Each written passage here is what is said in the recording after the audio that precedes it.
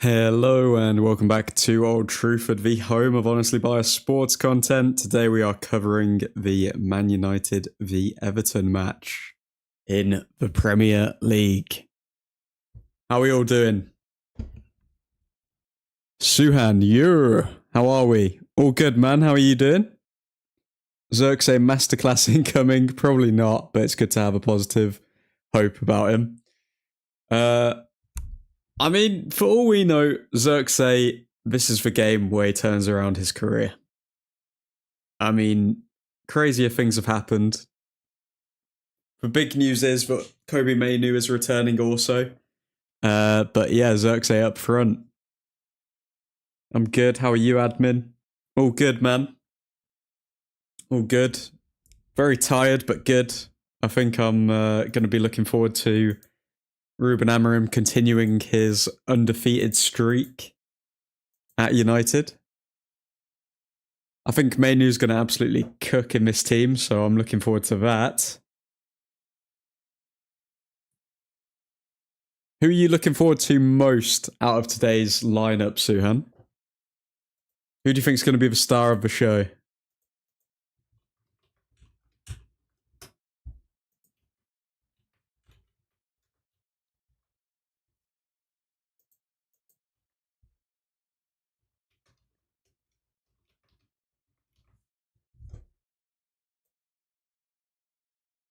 Okay, you're going with Ahmad.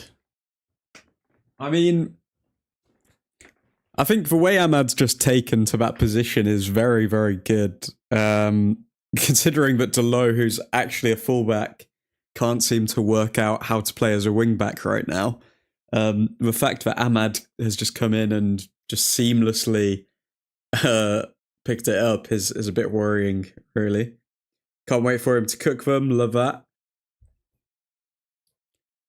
So lineup, we've got Onana in goal, Martinez, De Ligt, and Mazraoui as the three centre-backs. We've got Ahmad right wing-back, midfield of Mainu and Casemiro. So Ugarte's been given a rest here. Delo left wing-back, and up top, Fernandez, left attacking mid, Xerxes striker, and Rashford right attacking mid. I'm not gonna lie, I think this will be Bruno's best position. I think Bruno, if you look at the areas that Bruno's got in when he's scored most of his goals or when he's made most of his assists, it is that left-hand side of the midfield. So I think left attacking mid will be his position to lose, really, moving forward. And up top, Xerxes, I mean, is he good enough for Manchester United? I'm not convinced just yet. Still very open, but he's going to have to actually make a big improvement today in order for him to remain with the club. Otherwise, it's very possible that we could sell him in Jan to bring in maybe Gutierrez or, I don't know, something like that. Because, yeah, Xerxes, not been good. Not been good. Rashford at right attacking mid as well. Be interesting to see him there instead of striker. See if he performs any better. Laugh my ass off. Still crack up when I see Onana's face in your lineup. He's just had some plastic surgery, okay, Suhan? Don't pay attention to that. In that sense, Onana lived long enough to be the villain last season. I think I see what you did there. Some Dark Knight quotes. I think. Nah. I mean, Onana, it's good that you bring him up. I mean, he's one player who really should be he really should be given a bit of credit, really, because he has completely turned around his United career, really. Everyone's in the Onana camp now. So hopefully he can build on that. Let's have a look here as well. What news has come out since the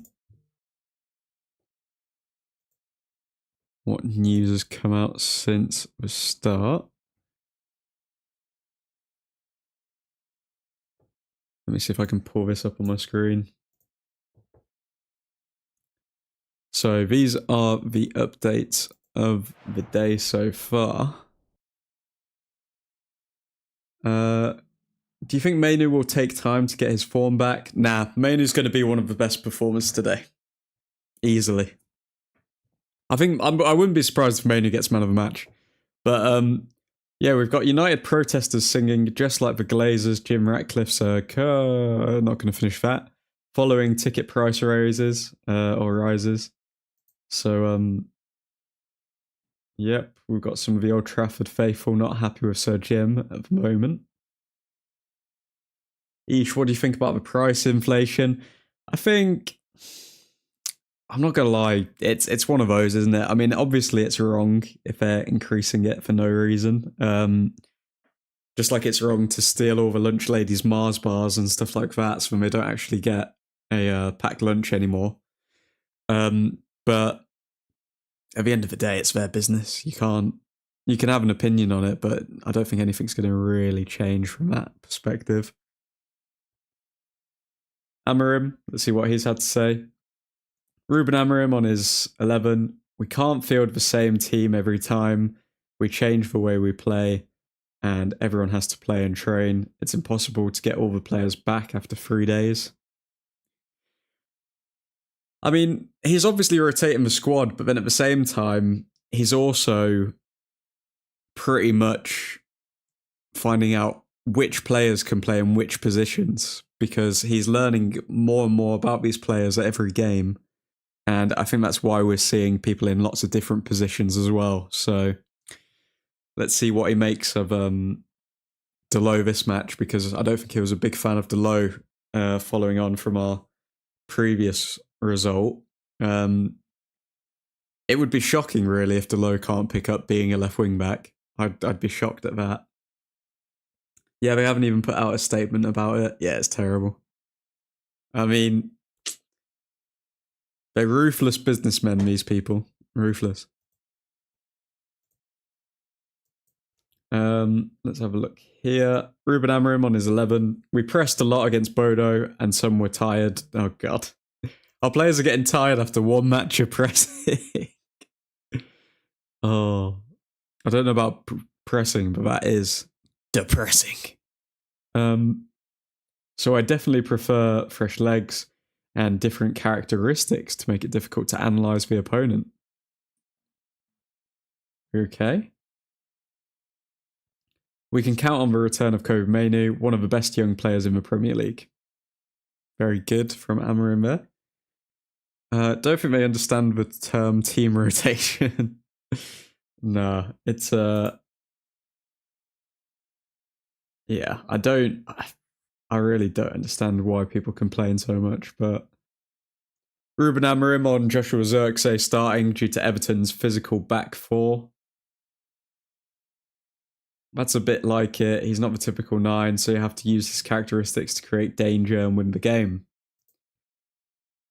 I don't think that makes any sense though, because it's not like Zirkzee is known for his hold-up play. So what does that have to do with the back four of Everton being physical? Maybe just to play through them? Can't run for shiz these lot. I mean, we are probably the laziest team in the Premier League. That's just a fact. Yeah, we're going to need a lot more time to get used to pressing all the time. Let's see what Amorim has had to say about Marcus Rashford. I can't tell you everything. We'll try to use the different characteristics to confuse the opponent. You'll see for yourself in less than an hour. Okay, so we're trying to confuse the opponent. Confusion FC. Let's see what we can do there. Anything else? Ruben Amorim, there will be 12 of us with the fans. If something is missing, I know they will push, they will play some balls. We will try to win all together. We drew one, we won the other. We have to win today because this club has to win all the time. Okay.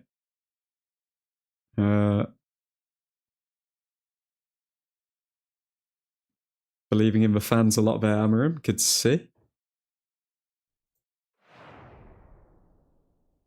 Yeah, we can all look at him as a 9.5, but he isn't even influencing the game in his way. Nah, he's just. It's like he's playing in slow motion, really, isn't it? It's not too convincing at the moment from Xerxes, so hopefully he turns it around. If you haven't already, folks, drop a like on the video. Got to keep the YouTube overlords happy.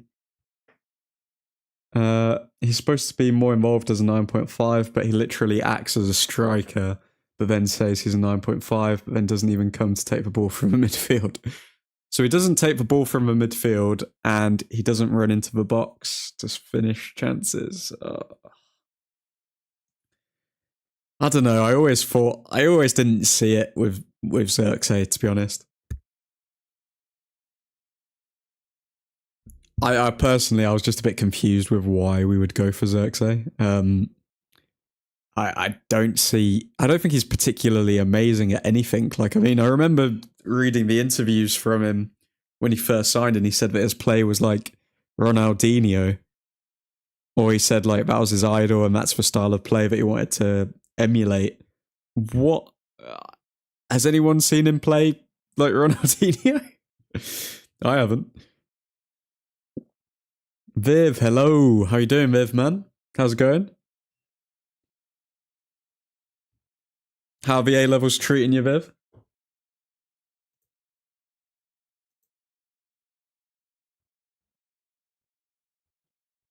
But yeah, what does everyone make of this lineup? Would anyone actually change anyone else? I think obviously squad rotation's important, so it's good that we've pinned that down. A lot of people arguing that Hoyland should have started over Xerxes, but Xerxes had to be given a start at some point because Amorim needs to work out what he's good at, what he's not good at. Yeah, Temu Ronaldinho. I think Ronaldinho at his current age is still better than Xerxes, so I honestly don't know how he has the audacity to say that. On the bench, we've got Bayendir, we've got Maguire, we've got Shaw, we've got Ugarte, we've got Mount, we've got Malacia, we've got Alejandro Garnacho, Anthony, Hoyland, and I think Evans has picked up a knock, is it? Wait, it's Euro on the bench. Let's have a look here. No, Euro's not on the bench. Yeah, that's the bench. And then injured players, we've still got Evans, Euro, and Lindelof out. I was failing miserably for physics. I'm talking news and topic tests, but I've scrapped C's in my last two papers, so the comeback is on. And for maths, got a mock this week and paper one on Jan. Jeez. DT is going lovely. A student right here. Love that.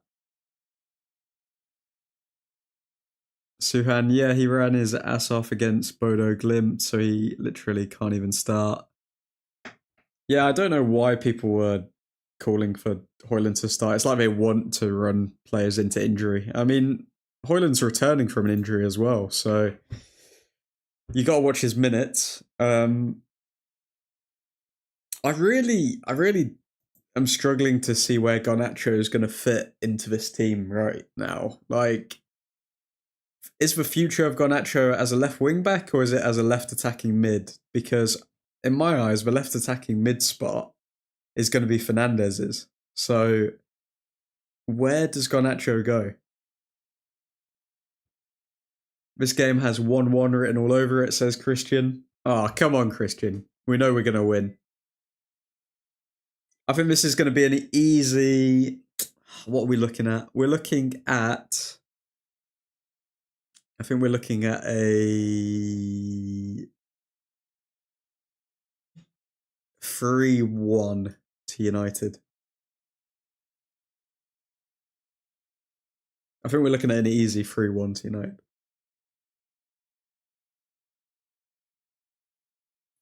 Hello, boys, says Nick. How you doing, man?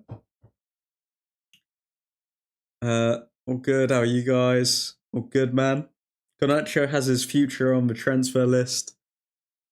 You're crazy, Christian. You're crazy, mate. What are you smoking? I think we need to give me answers, guys. I want to see what you guys actually think. Do you think that Garnacho is going to be our future left wing back or our future left attacking mid?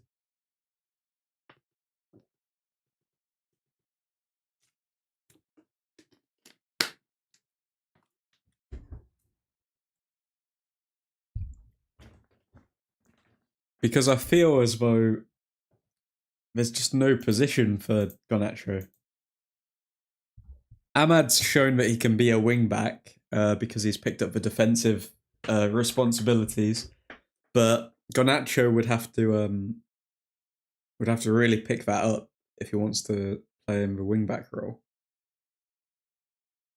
But also, the wing backs don't really get in positions where they can score that often. So it's like, will Garnacho be happy with that? It's all just a bit weird at the moment. Do you think it's a tactical or injury issue for Ugarte not starting ahead of Casemiro? I think it's definitely a tactical issue or tactical reason rather than an injury issue. I think yeah. Mainu coming back in. I think it's a weird one. I think Amarim's kind of just trying to find out how all of these players play, because he hasn't actually witnessed them in different positions. And having Ugarte as the sole, I don't know, CDM that stays a bit deeper when Mainu goes forward, I think is quite dangerous. I feel like Mainu and Ugarte tend to get further forward. So I think that's why he's got Casemiro there, where Casemiro will just sit deep. Casemiro won't get that far forward and run out of position, whereas Ugarte is more liable to do that. If you haven't already, folks, drop a like on the video. Got to keep the YouTube overlords happy. But yeah, let's see what other updates have come out so far. I think that's all of. I think we've covered all of them.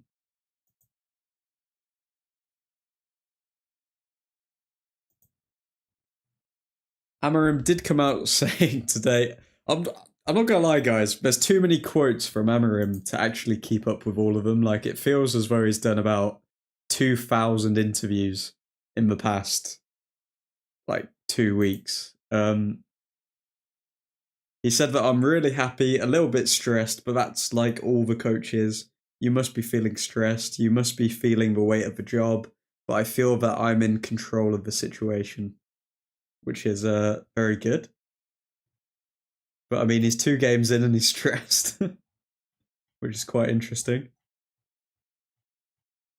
Honestly, it must be an overload for him because he's got to implement a new system. He's got players who don't fit that system, and he's still got to get results while learning about the players. I mean, if he does go on a successful win, like winning a run in December, then I mean, what more can you say? He's done everything at that point because it's just going to be easier from there. Is Shaw on the bench? Yeah, he is. Shaw's on the bench.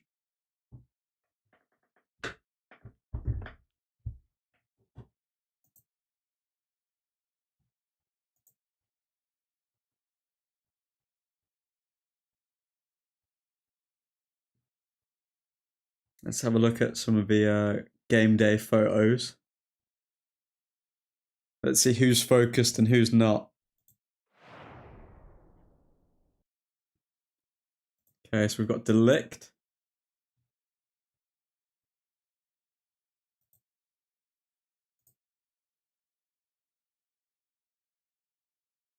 Delict, one of our most consistent performers this season as well. I think he's been solid at the back. Having said that, we have conceded a lot of goals. Mainu returning. Looking happy to be back. Bayendir. Professional bench warmer. Hoyland giving Onana a little hug. Why is everyone just hugging in the changing room? Like they haven't seen each other like yesterday. What is this? Okay, Casemiro and Delo.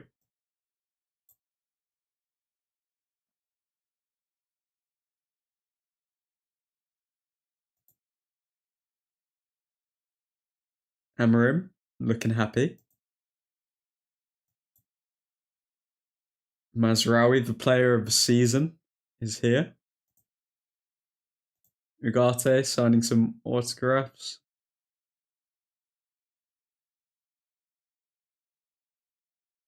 Left-handed Donny. I wonder if he got abused by anyone for signing autographs. And Maguire, that's a big one as well. Maguire back in the squad.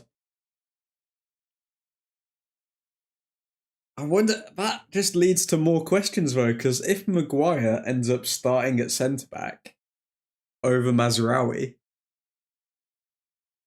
then where does Mazraoui go? Like, does he displace Ahmad on the right wing back position, or does Ahmad keep his place because he's been playing well, and then Mazraoui's dropped? Like, this is one of the most confusing times as a Man United fan. Like, you don't know who's going to be playing, you don't know where they're going to be playing, and you don't know what their future is actually going to be. Man like Harry the Fridge Maguire, says Suhan. The man is built, isn't he?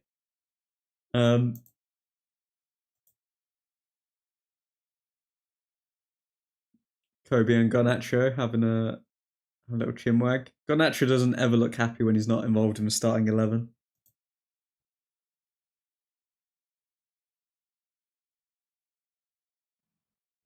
And Onana is loving life.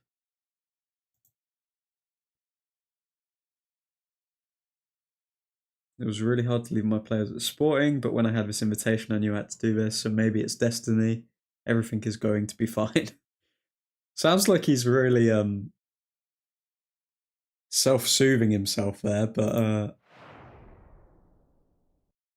it is confusing, but in an exciting way. Yeah, I know, literally, like, every game we have no idea what we're going to walk into. So it is exciting.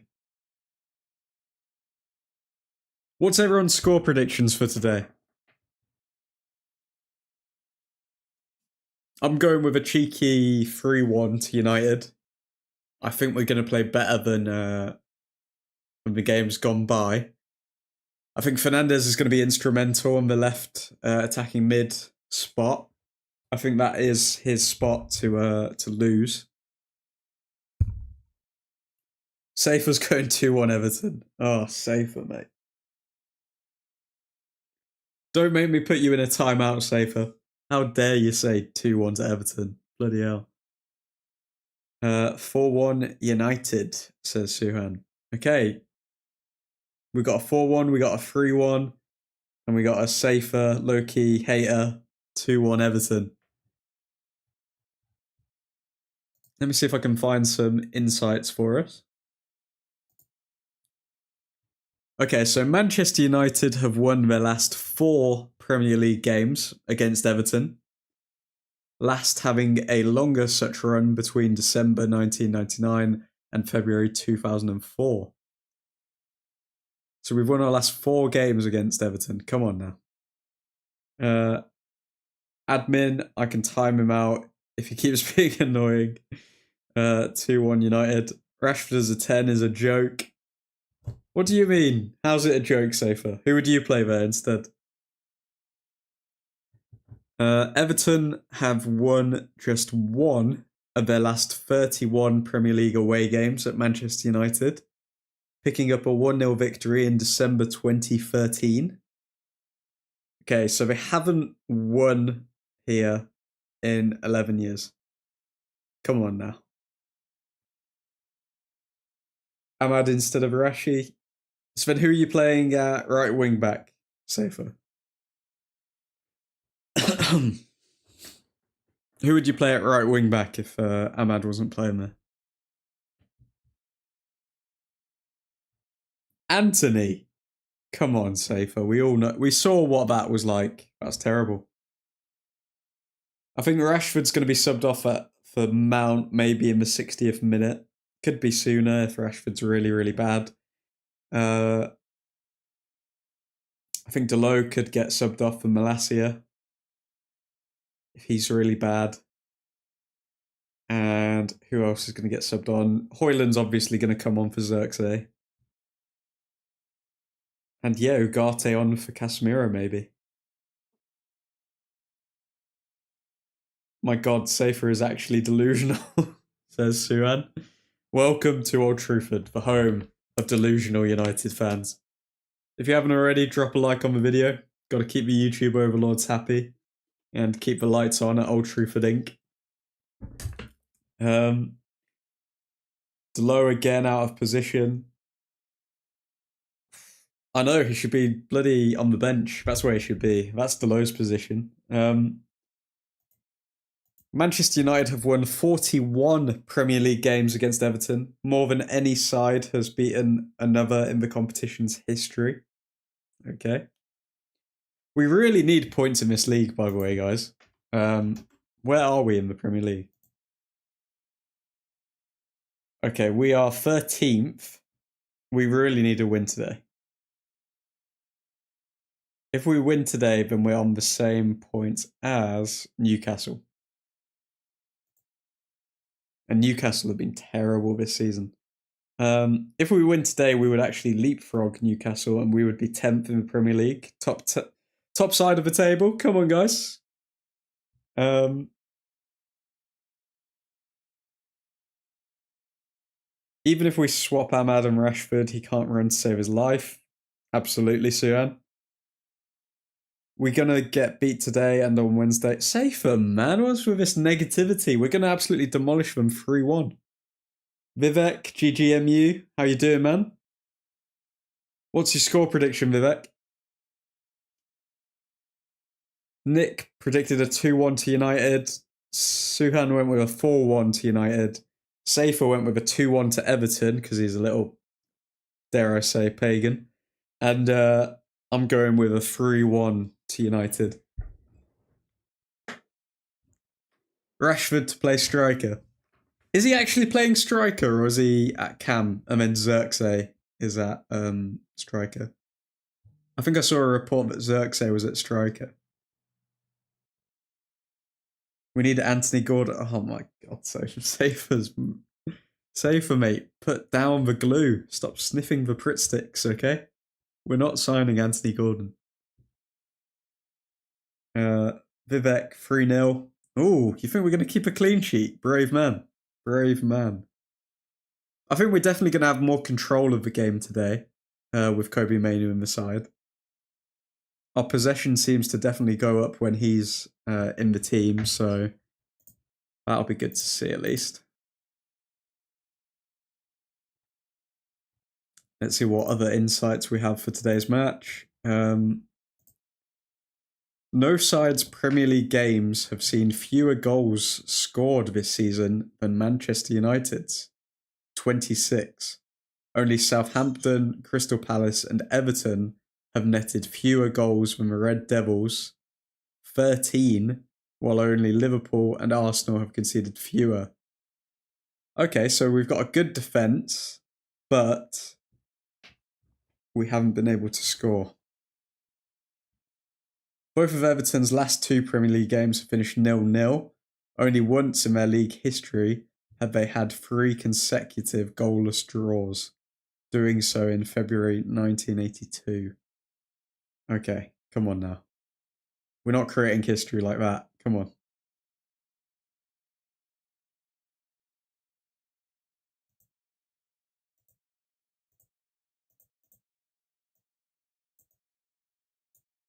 Okay, let's see if we can get this up. Let's get the game up.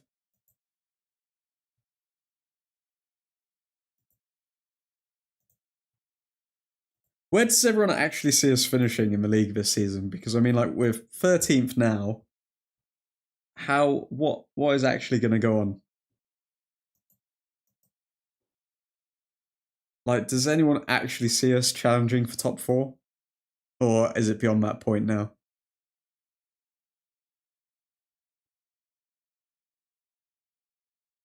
Safer smoking the finest of grass. Xerxes played number 10 in Ipswich. Second half.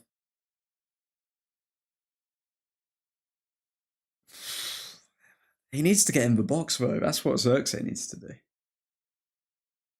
We need Isaac, says Safer. Okay, Safer just wants to sign Newcastle players now.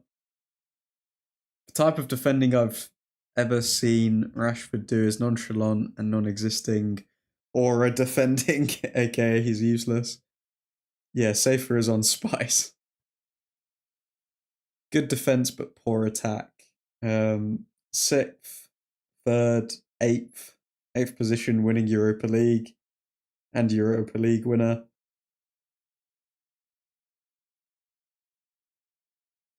I'd be shocked if we won the Europa League this season, I'm not going to lie.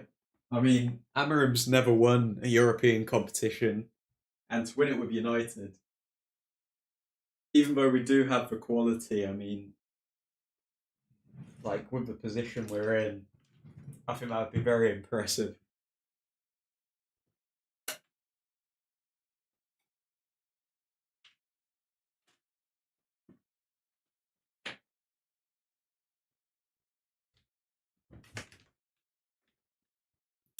Calum, hello, how you doing, man?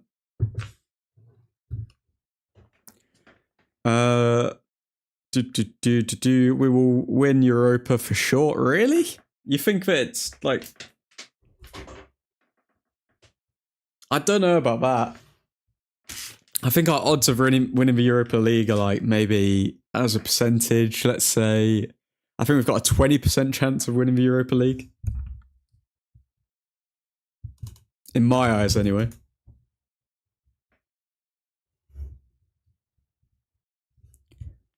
Yo, admin. How you doing, Keith?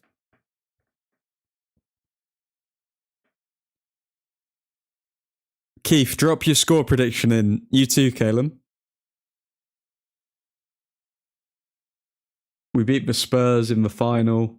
Oh, it would be so embarrassing to lose to Spurs in the Europa League final, wouldn't it? I don't know. I don't think... I really don't think... Nah, I don't see us winning the Europa League. Something we need either a big signing in Jan, or this team would really need to click very quickly for us to win the Europa League.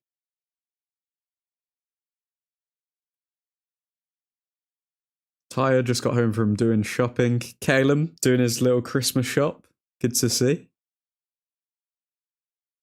And Ange's sacked. No trophy for Spurs.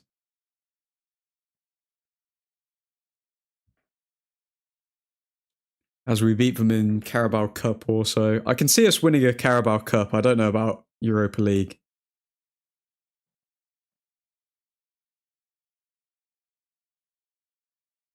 Stayed up till like 1:30 a.m. watching snooker for some reason. The life of a student, man. 5-0 Everton. Okay, great. I'm going with 3-1 admin. I'm also going with 3-1 Keith, so love that. Snooker, a good game. Snooker's a dead game, man. I mean, it's fun to play, I guess, but it's not the most entertaining thing to watch.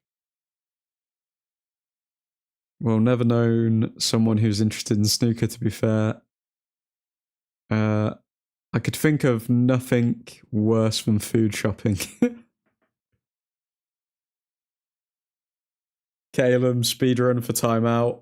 What does everyone make of a lineup then? Because we were talking about it earlier. I think Amorim's clearly still trying to find his best players for his best positions. I mean, it's a mixture of, okay, rest people because they don't want them any more injuries around this like tough period of the year. But then at the same time, I think it's, let's see who can actually play in different positions. Like Fernandez, has played in what, 3 different positions now? I think he played right attacking mid, then he played deeper CM, and then now he's playing left attacking mid. In my eyes, Fernandez, left attacking mid, that is his best position. I can't see him anywhere else. I can see him in the deeper CM position, but like we saw against Bodo / Glimt / whatever you want to call that football club, it just left a big gap between the midfield and the defence. So, I mean, I think Fernandez has to play further forward, and I think left attacking mid is his ideal position. Today, I really think Fernandez is going to shine. Then, yeah, Xerxes, no idea what's going to happen with him. Garnacho, is he going to be played as a left wing back moving forward? Is he going to stay at left attacking mid? If so, is he going to compete with Fernandez? It's really the wingers that need to watch out and see what their future is going to be at United.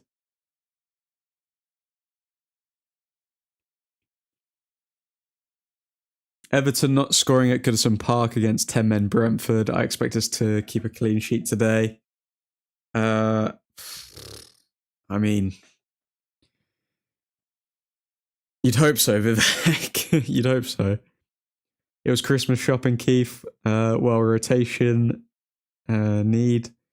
Is Yoro on the bench? Yoro is not on the bench. Yoro, Evans, and Lindelof are not on the bench. I think they're all out through injury, but they're expected to come back early December, so hopefully they'll be coming back soon.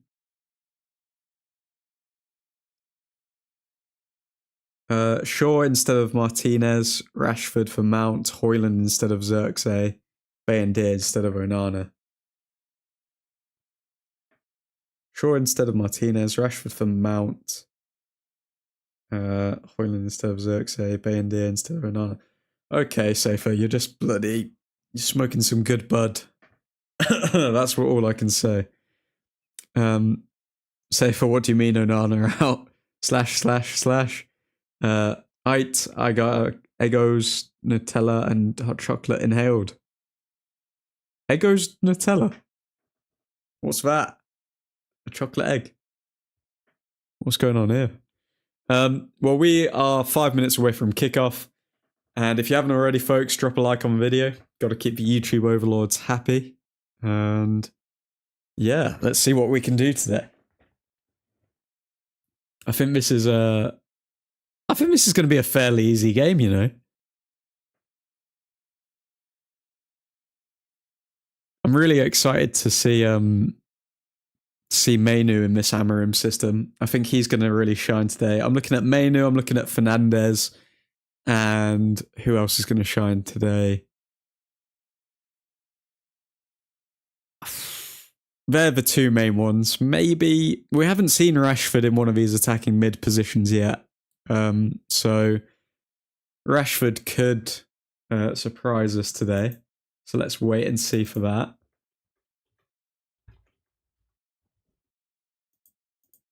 Let's get the timer at the ready.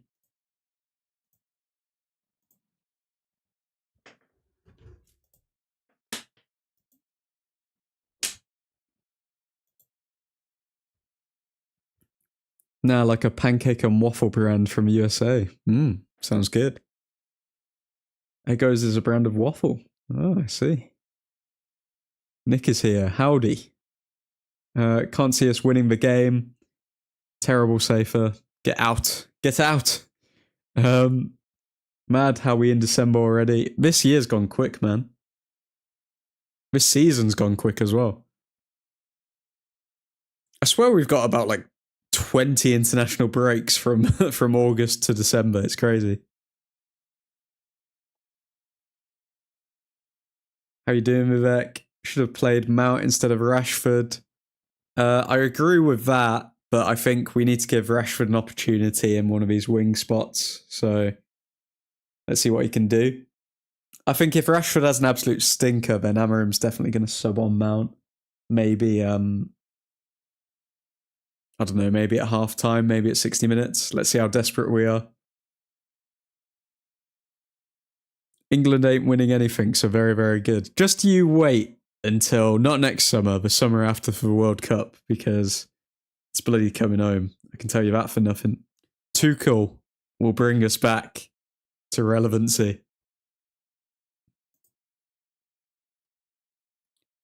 We need Anthony Gordon. Stop saying we need Anthony Gordon. Safer. What is this?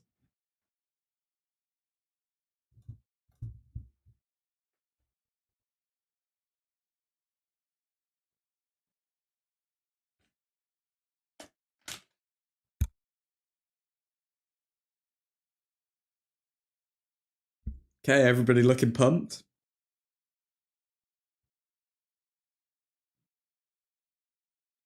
Okay, we've got Onana in goal. Mazraoui, De Ligt and Martinez. Guys, what happens to Mazraoui when another centre-back returns like Maguire? What actually happens to Mazraoui then? Does he just get moved on? Does he, as in moved on, as in does he play as the right wing back, or does Ahmad stay there? I mean, there's too many questions. There's too many questions at the moment to work out what's actually going to go on with United moving forward. But it's Amorim versus Sean Dyche. Let's see what he can do. Admin, did you buy Black Ops 6? I didn't, Calum. I don't actually have a console, but next year, best believe, I'm buying a console. Because GTA 6 awaits.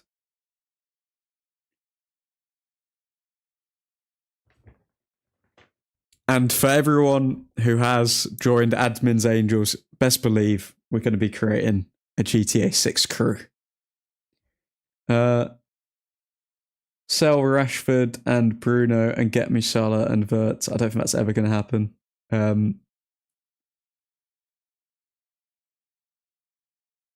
Mazraoui, not all that. Delo, better. Safer, mate. You don't even believe it yourself now. You can't even be asked to type it out. Left wing back or right wing back, and Ahmad move forward. Yes, then Ahmad would have to play as a cam, and then Mazraoui goes right wing back or left wing back. He'd probably move to left wing back because Delo's so dreadful over there. That makes sense. Mazza keeps playing. He's too good. Admin, Fortnite new season just dropped. Gotta hop on. Am I allowed in? Calum with initiation bid, then yes. See, Viv knows. No initiation from me, Viv. Calum, if you want to get involved in the GTA crew, you gotta send that initiation bid in. Admin pleb, buy a better PC. I've got a decent PC. I mean, I could probably play it on my PC, but nah, I want a console, man. I'm not about this keyboard life. And we are underway. First half, let's go. Yeah, you need to do it, Calum. Delo got the best XG as a right back in the league. What? Yeah, he's got the best XG, but he's missed an open goal, didn't he? Which got Ten Hag sacked. Part of the crew, part of the ship, part of the crew, part of the ship. Nick, I ain't doing it. Then connect a controller, mate. You can hook up a controller to a PC admin. I'm not some kind of tech whiz, guys. I mean, you can't expect me to know these things. I don't know. Maybe I can get on PC as well, but we'll see. Okay, we're playing it around the back. ManUtd coming deep to get a touch of the ball.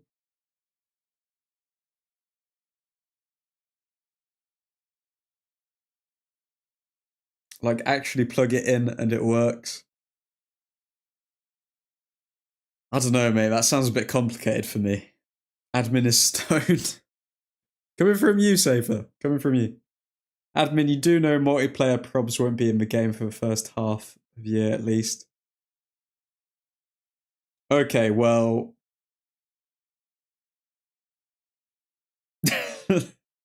Well, I mean, the summer's going to be very busy then, because we're going to be doing World Cup streams and we're going to be doing uh, pretty much GTA when we're not doing World Cup streams.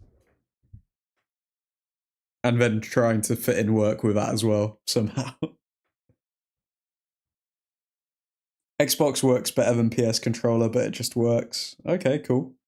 Lad, it's a cable connected via USB, mate. Jared Brampthwaite defending there. Okay, so we haven't been able to score in the first 2 minutes yet.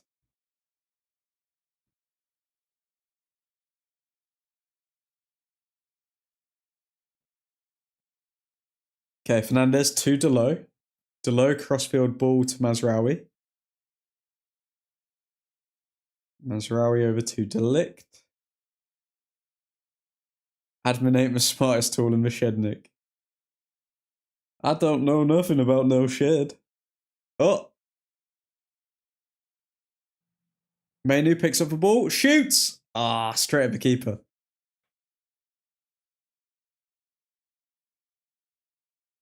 Well, either way, guys, when it is set up, we will be playing GTA. And there will be a crew set up. And to decide whether we're going to do it on PC or not, we'll have to run a poll or something. So who uses PCs here for gaming?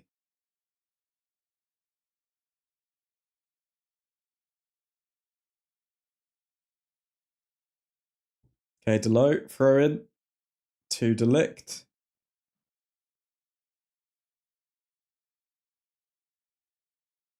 Martinez defending well there.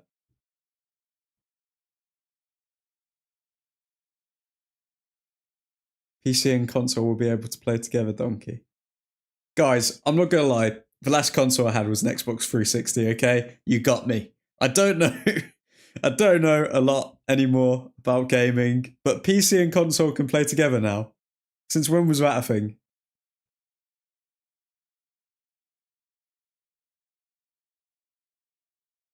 A miracle he knows how to turn on his PC, let alone starts up the stream. To be honest, I don't know how this stream even works, to be honest. I mean, like, I just turned my computer on one day and it was up and I was like, okay, I guess I'm talking about United now. I don't know. Ahmad? Oh.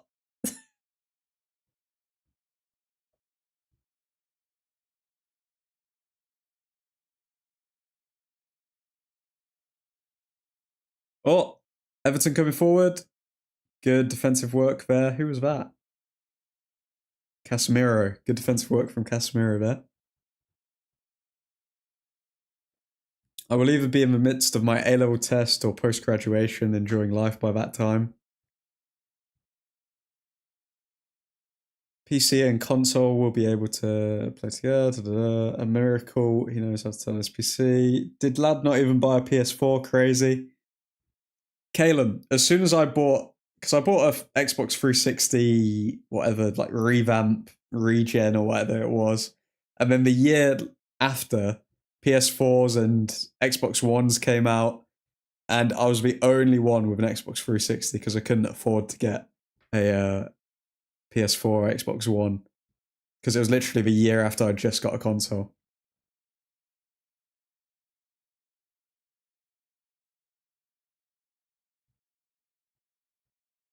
Like COD 2019, I think, me, or same thing with, was about 2019, 2020, I say. COD 2019, what are we talking about here?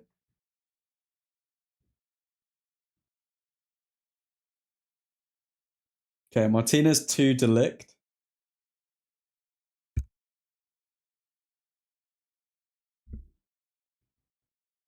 Mazraoui at the back here.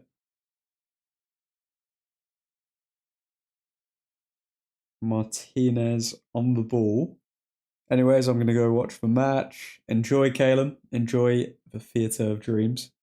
Although you think Everton are going to win 5-0, so I guess enjoy watching them get destroyed. 2019, that PC and console can play with each other. Oh, wow, okay. So when did I start playing? Yeah, I must have stopped playing around like 2017, 2018. ManUtd to Martinez.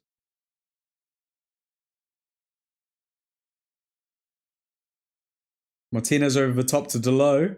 In plenty of space. Delo. Oh, heavy touch, man. Heavy touch from Delo. Missed opportunity there.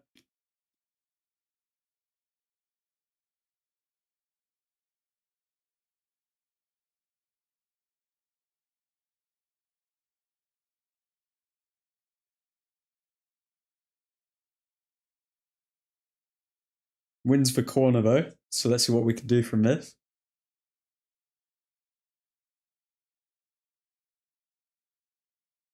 Okay, corner in from Fernandez. It's in and it's out. Ahmad. Oh, Ahmad on the volley, but it's blocked. Good defensive work there from Rashford and Ahmad. Oh no. Everton players just skip past them. Oh, so much space in the box. But if anything, they messed up there.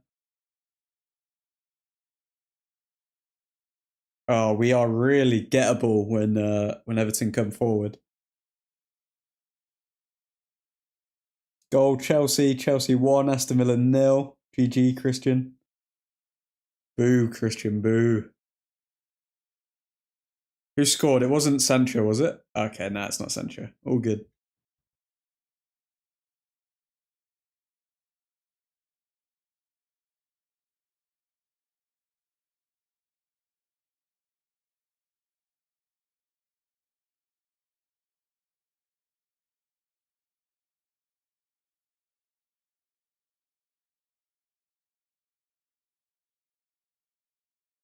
Okay, Mazraoui to midfield. Ugh. Zirkzee back.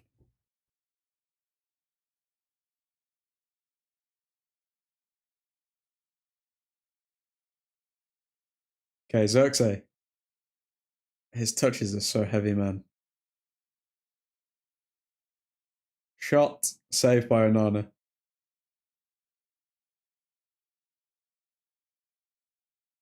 Zirkzee's touches are so heavy.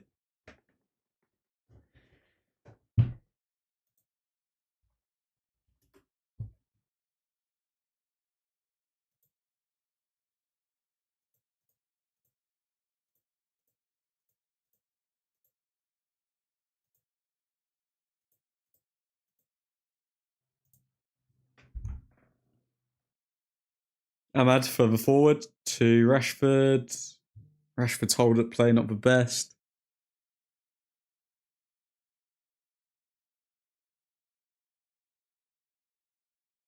Oh, they are literally skipping past Ahmad on that left-hand side. Okay, Delo on the ball. Cheers, chat. How you doing, Ethan?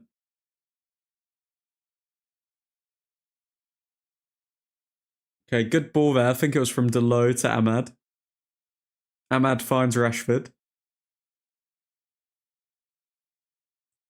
I don't know if Rashford was trying to cross, if he was trying to shoot. I don't know what that was. Absolute mess.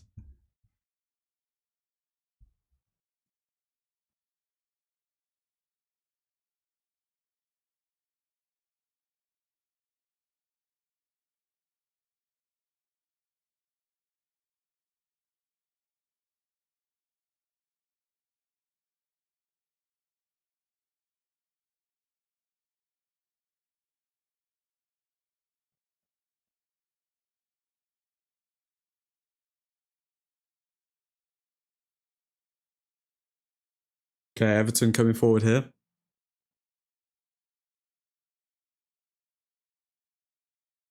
Oh, wow.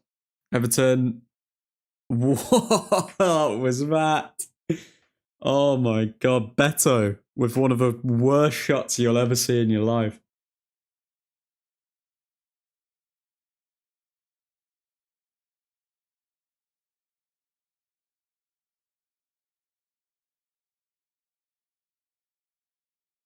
That was shocking, man. Okay. Manu, further forward. Ahmad on the ball to Casemiro, but trying to find Fernandez, but can't.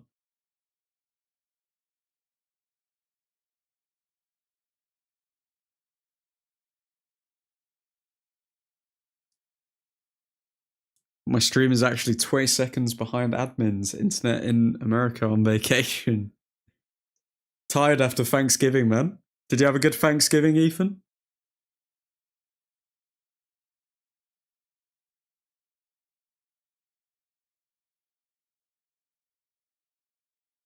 Okay, Martinez. Oh. For once, admin is ahead of someone. Am I ahead of you, Nick, or are you ahead of me? Oh, Delo gets the ball robbed off of him. Then wins it back, to be fair.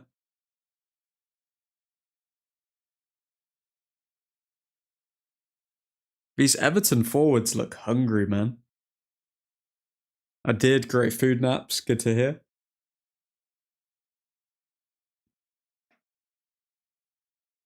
Get your score prediction in the chat, Ethan. We've had a few interesting ones.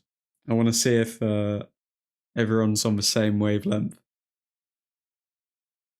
Martinez. To Xerxes. To Delo. And then Delo wins a throw in. I am like 5 to 10 seconds ahead, so same time. Let's see.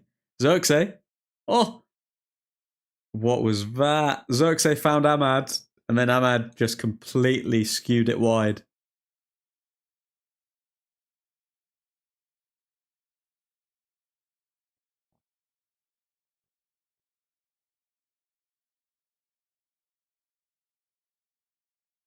I don't know what Ahmad was trying to do there.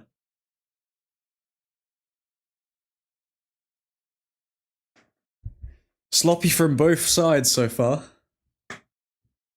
1-0 United. Ugly game with the squad still trying to figure out Amarim's system. Okay, that's Ethan's prediction. I feel like we'll get a few goals this game. I think 3-1.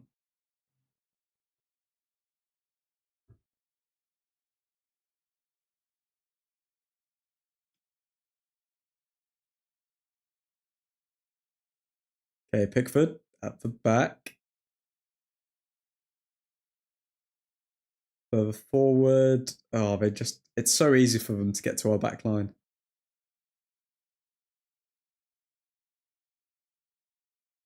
Good defensive block from Manu there.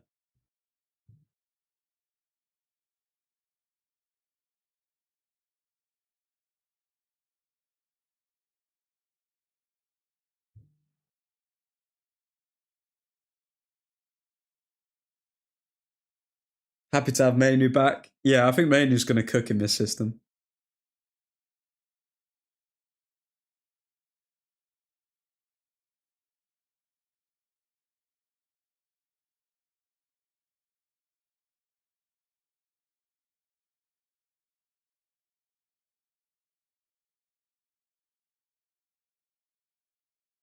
Okay, good defensive header there.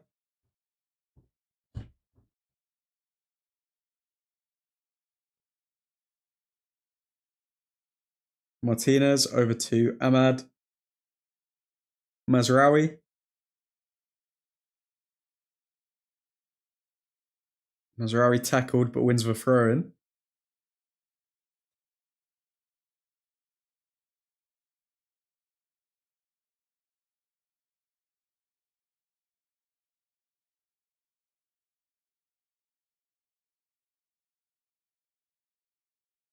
Okay, Onana in goal. Over to over to Martinez.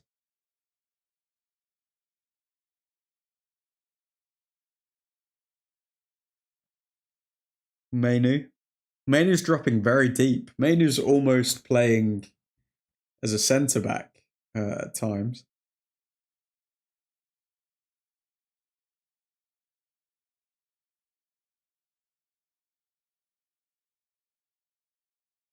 Martinez over to Fernandez. Manu picks it up.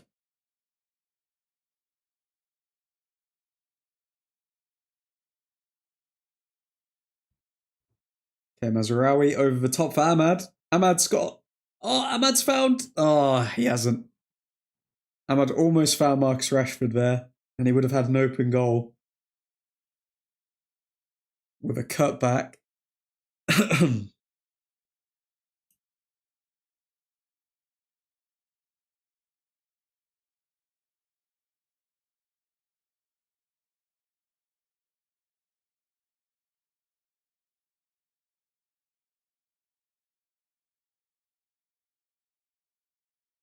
Good from Ahmad.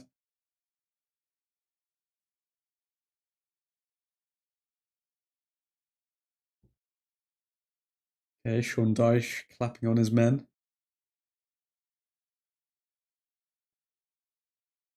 Looking very focused.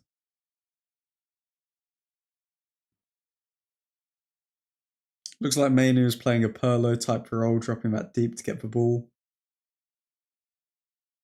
Yeah, it's quite interesting because you'd expect Casemiro to do more of that than Mainu. You'd expect Mainu to get further forward, but Mainu does seem to be the one who's dropping deep. Having said that, Mainu was pressing there.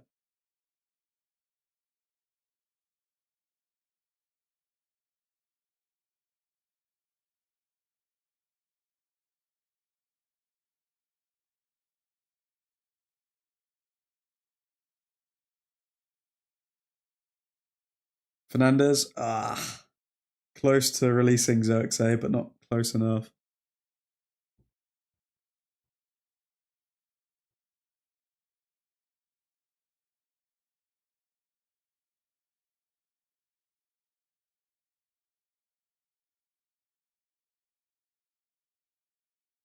Okay, Everton playing it around the back.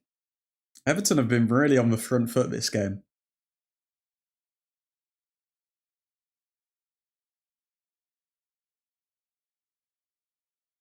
Xerxes wouldn't have had the pace to get onto that, that's true. The man is running in custard right now.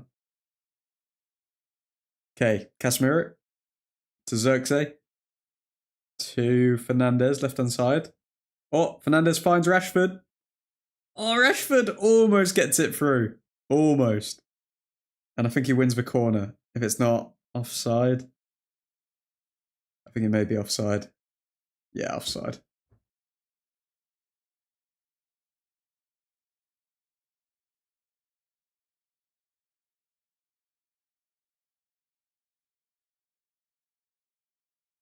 Close but no cigar.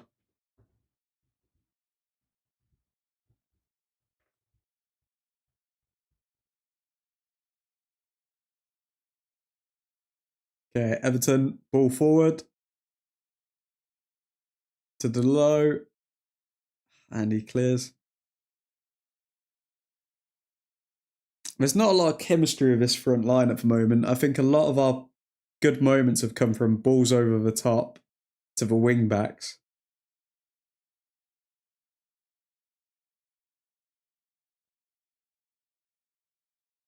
Oh, Onana. Oh, okay. Beto was inches away there from scoring.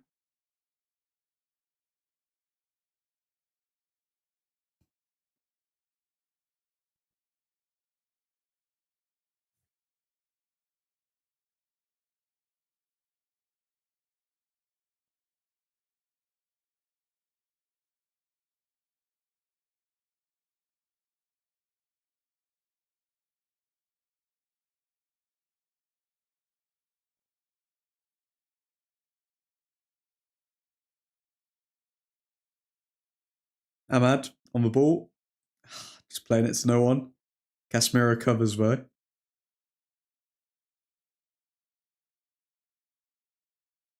Okay, Everton around the back.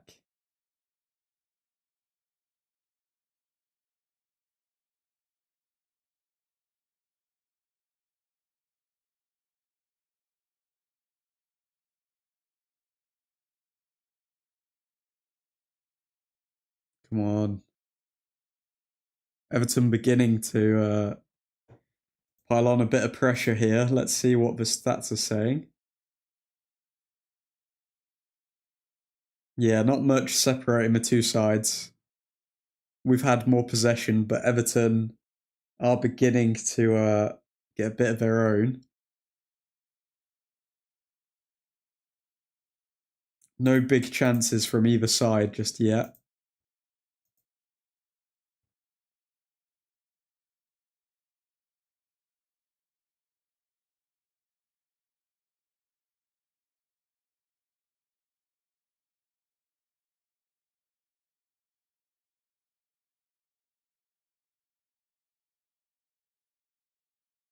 Okay, Onana to Delict. To Martinez.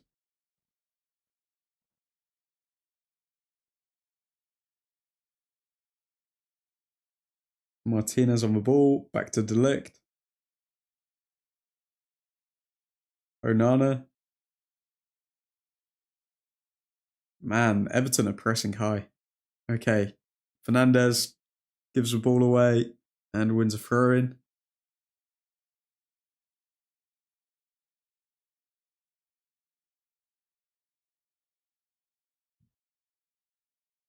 Fernandez, ball over top. Can't find Rashford. We're looking a bit... We're looking like we're out of ideas already.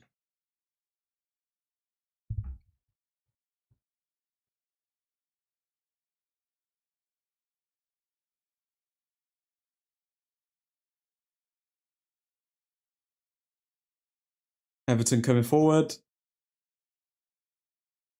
Everton, right-hand side. Delo, one-on-one defending. Gets the cross off anyway.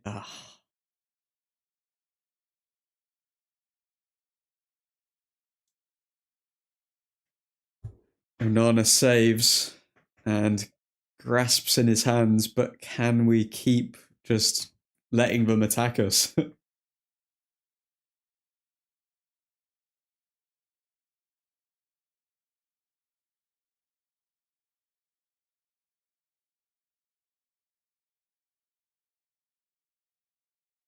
We really need to get out to the wings quicker. Like, that's where all the space is. As soon as anyone in the centre of the pitch has the ball, they need to be either getting it out to Ahmad or they need to get it out to Low.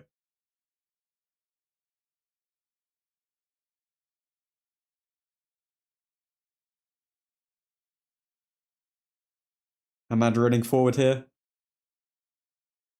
But he's been tackled.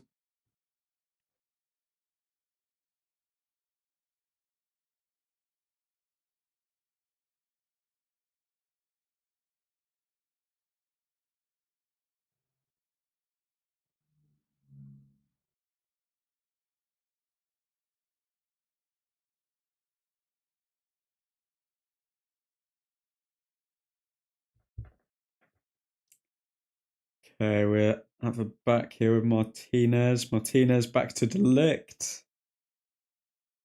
To ManUtd in that deep role again. Truthfordians. Diego, how you doing, man? Drop that score prediction in the chat, Diego. I want to see what you're thinking.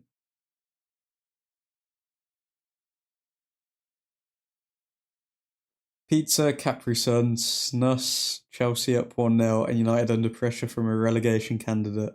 Day is going well so far. Christian, mate, do you not see that we're dominating them? Been watching the game. Definitely an experimental type match. 2-0 United. Love that. Yeah, it's very much just finding out where certain players play, really. Because we've got a lot of moving pieces right now. Bruno Fernandes to Martinez. It's so interesting to watch, though, how like everyone's just been forced into different positions. Delo back to Martinez. Fernandes back to Delict. Casemiro to Fernandes. Okay, here we go. Fernandes out to Delo. Delo cross to Ahmad, but that was ridiculous. That cross was way too heavy. Oh, God. And now Everton on the counter.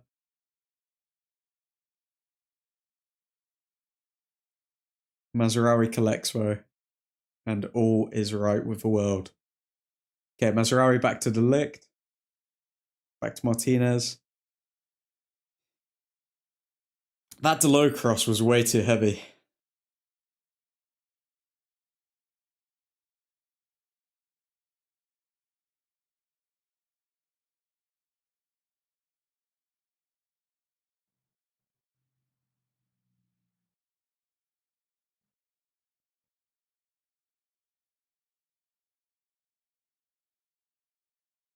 Come on. Hamad to Mazraoui.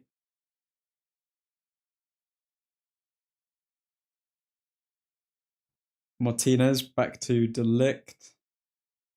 Back to Mazraoui. We really need someone who can work in tight spaces in the midfield because there's no one who's really challenging in the midfield for anything right now. Is Xerxes living up to his expectations? Says Anafa? Hanafa? Or Pradhan? Is Xerxes living up to his expectations? No, he's definitely not. I think Xerxes, if it was up to me, I'd sell Xerxes in Jan and then use that money to get Gutierrez, plus obviously more money. I think Juventus was still interested in Xerxes, so sell him to Juventus while we can and bring in Gutierrez.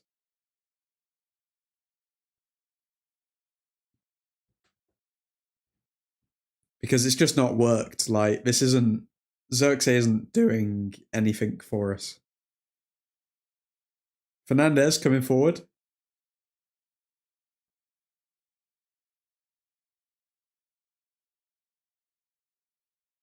Okay, Rashford. Right wing. Looking for a cross. Terrible cross. He had so much time to find the cross, but it was just poor. Agreed, says Pradhan. What's your score prediction, Pradhan? What do you make of the game so far? Because my original score prediction was 3-1, but I feel like we'd be lucky to squeak out a 1-0 having seen all of this.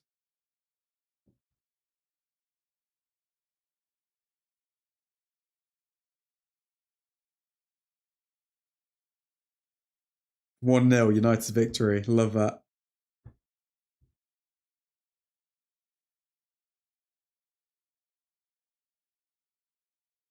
Game is meh. Yeah, the game is very meh, I'm not gonna lie. It's what subs would you bring on to change the game, guys? We've got a few people on the bench. A few good options on the bench. Obviously got Maguire, Shaw, Ugarte, Mount, Garnacho, Anthony, Hoyland, Malacia. I think bringing Hoyland on would definitely change things up, and I think Mount for Rashford would also increase the energy moving forward. Casemiro just dragged down to the ground there. Hoyland for Xerxes.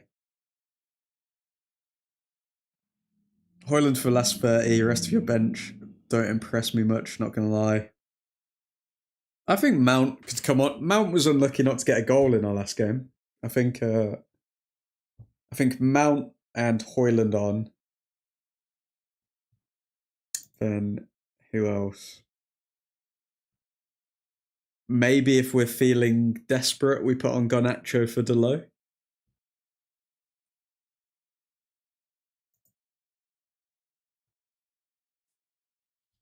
But yeah, it's not looking good right now.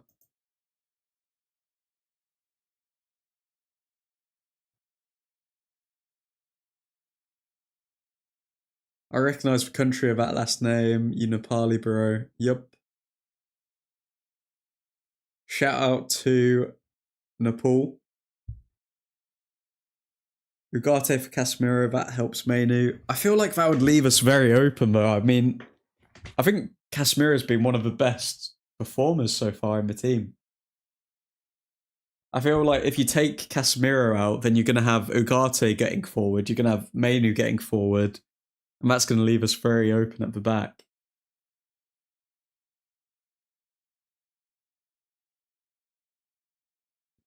I'm tired of Xerxes already, though, if I'm being honest. I feel like we're seeing Martial without the talent. Like, it's just very boring to watch. Oh my god, that touch from him was so bad. Rashford just played it off to him and then the touch. I think Xerxes needs to be sold. 100%.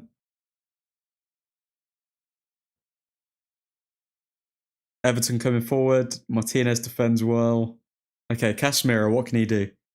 Casemiro finds Rashford. Yeah, no, you can't take Casemiro out. Rashford, left wing. 2 players. He just runs in a straight line, though. Wins the corner, though. Martial 2.0 is bang on. But he's not even Martial 2.0. Like, at least Martial had something about him. Like, Xerxes' whole thing is supposed to be link-up play, and we're not seeing it. He can't finish, and his link-up play is poor. And he has the 11 shirt. That's 2 of us then.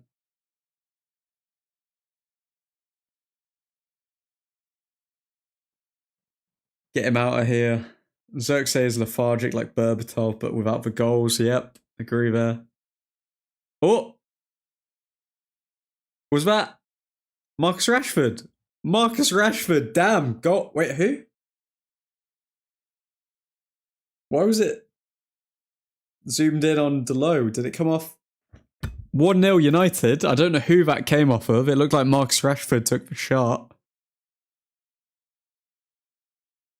I need to see a replay of that. Carlos, good to see you, man. What just happened there, guys? Okay, so cross in from Fernandes. Shot from Rashford. I think the shot was off target and then Braithwaite played it in. Oh no, it may have been... What? Let's see.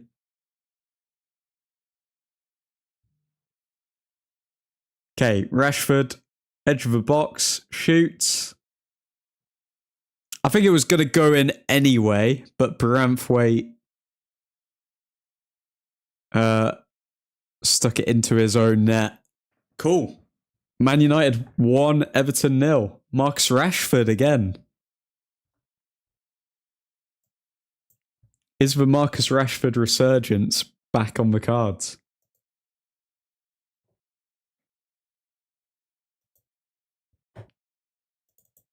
I think that still counts as a Rashford goal, though, doesn't it? Because it was on target.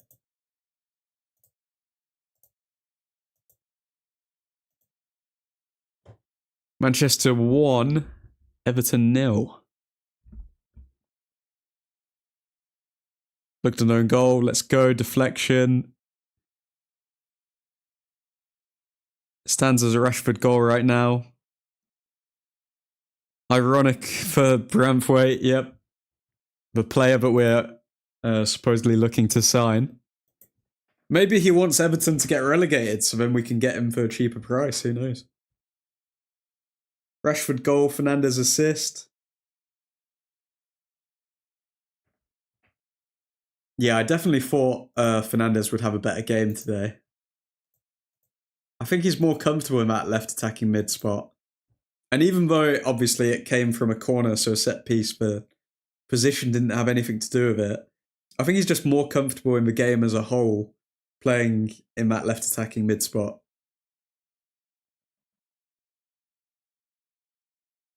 But look at us, guys. Look at us scoring from set pieces. That doesn't happen often.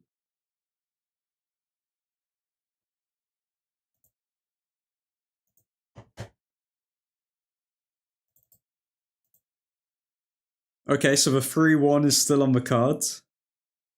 Let's see if we can get it.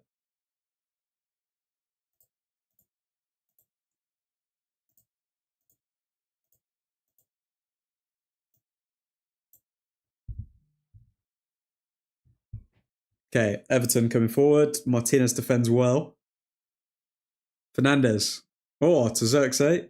Xerxes' touch again. It's like he's got the first touch of Lukaku, man. If you haven't already, folks, drop a like on the video. Got to keep the YouTube overlords happy. And keep the lights on at Old Truthford Inc. Okay, Delict to Martinez. Xerxes to Martinez.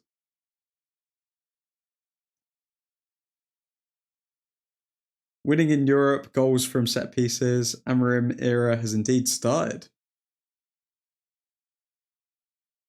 He's got Timberlands on Xerxes.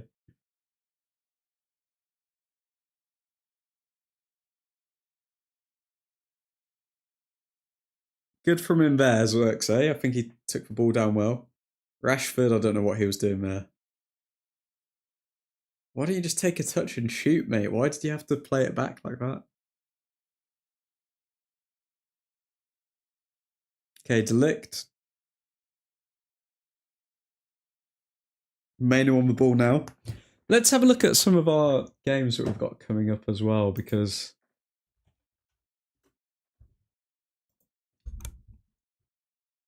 Amorim does have a few difficult games coming up. So we've got Arsenal, then we've got Nottingham Forest, who have been doing well this season. Then we've got Victoria Pleasant in the Europa League. Surely we will win that. Man City and Tottenham. And then Newcastle on 30th December. So we're facing Newcastle, City, Tottenham, Forest, and Arsenal all in December. It's going to be a busy festive period for Amorim.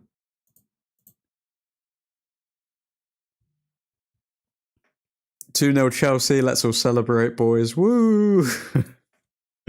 Nah, you're all right. You're all right, Christian. Easiest game there is looking like Man City, lol. If we do that, that'd be so good. Let's look at Man City's downfall again as well. Oh, Man City have Liverpool today. Wow, they're going to get absolutely demolished. So Man City haven't won a game in over a month. They haven't won a game since the 26th of October. Do we want Man City to win today to make the league more competitive, or do we want Liverpool to win? I don't want Liverpool to win. I actually want Man City to win today. Make the league more competitive. I think it would be more entertaining. A random thought. Garnacho as left wing back and Ahmad as right wing back. Exploit the speed.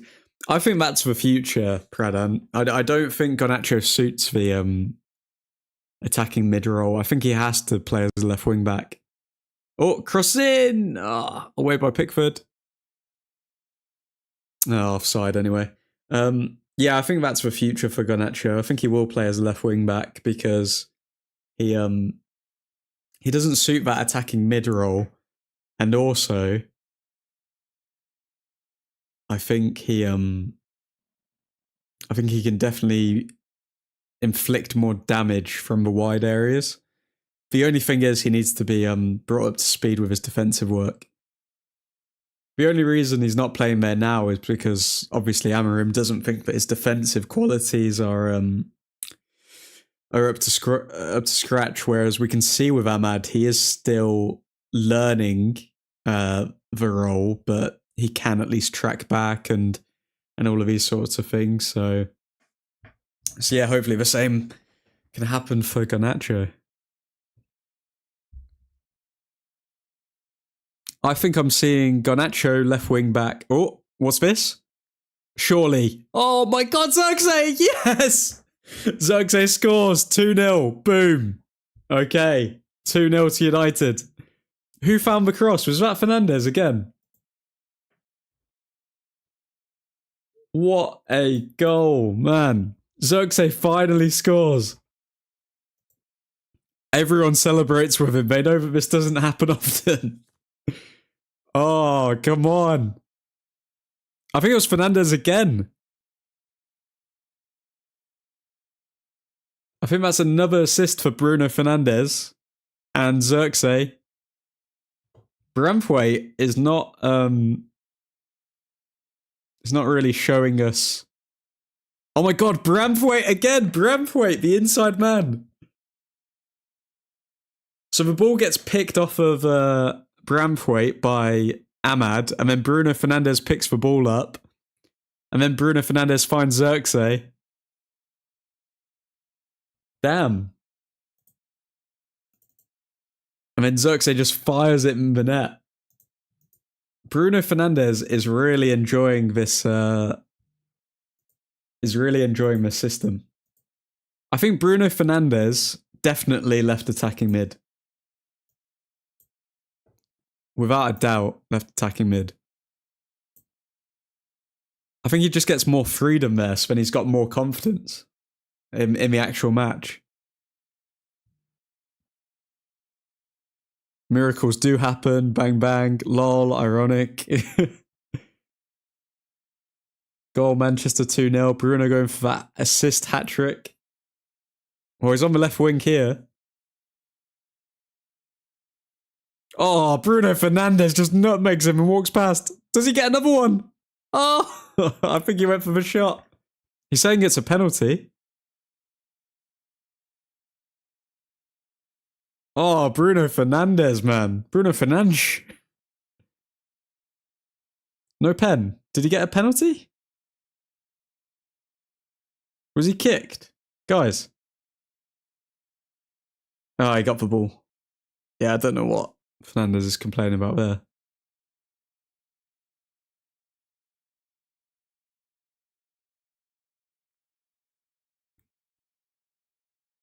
Bruno rinsed that dude.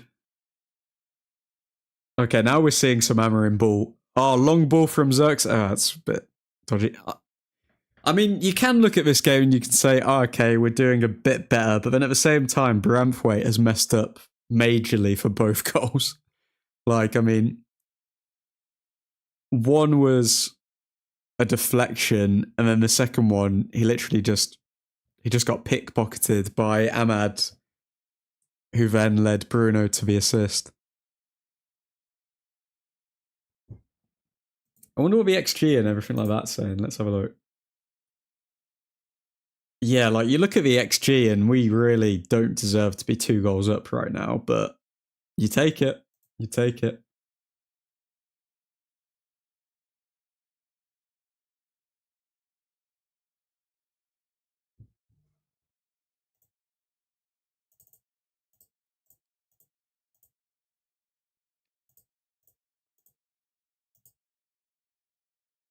Okay, Everton. Have a back.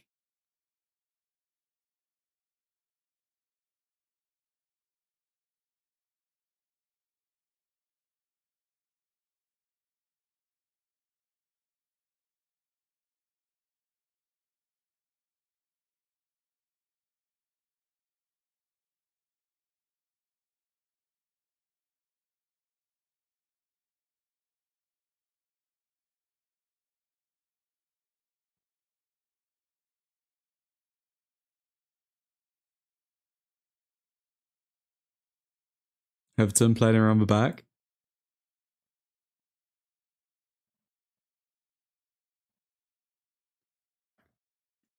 Two 0 going into half time. I mean, I think it's time to rotate the squad, Amarim.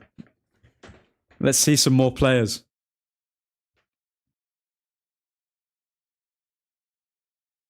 We all know what our record's like when we go into half time winning. Charlie Sheen.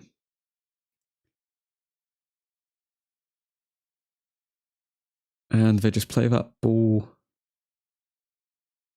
out. Okay, we've got 1 minute left of this half.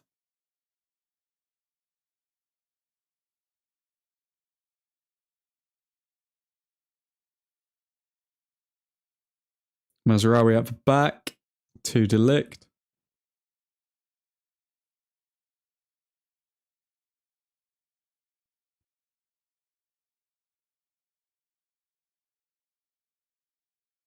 That was Rashford with a long ball there. And Jordan Pickford absolutely spoons it out for a throw-in. Was he offside? Ahmad may have been offside.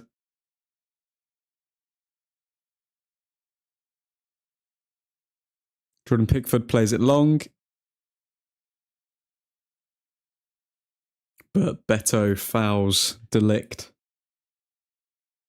We are doing very well defensively.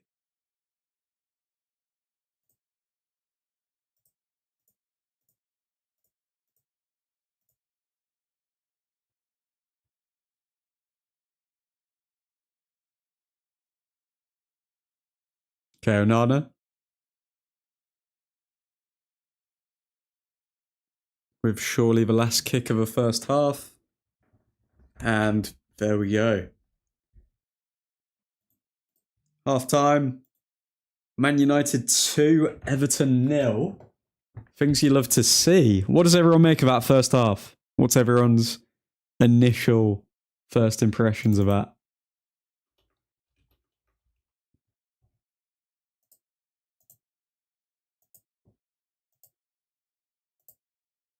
I mean, if we actually look at the stats, we don't deserve to be 2-0 up. I mean, clearly Everton made mistakes rather than us being absolutely brilliant and unplayable.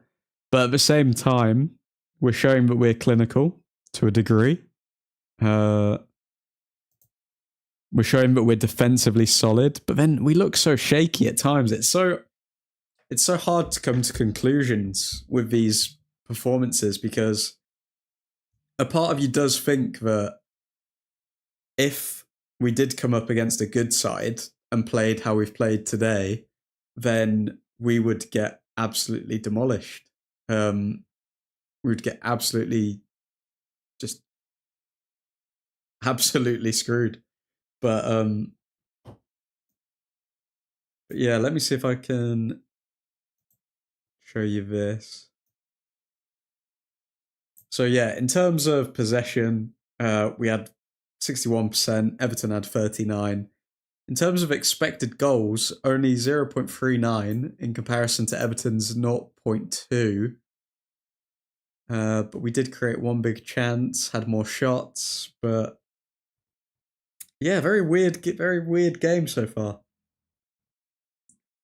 Weird half, we didn't seem dangerous, and then just 2-0 all of a sudden.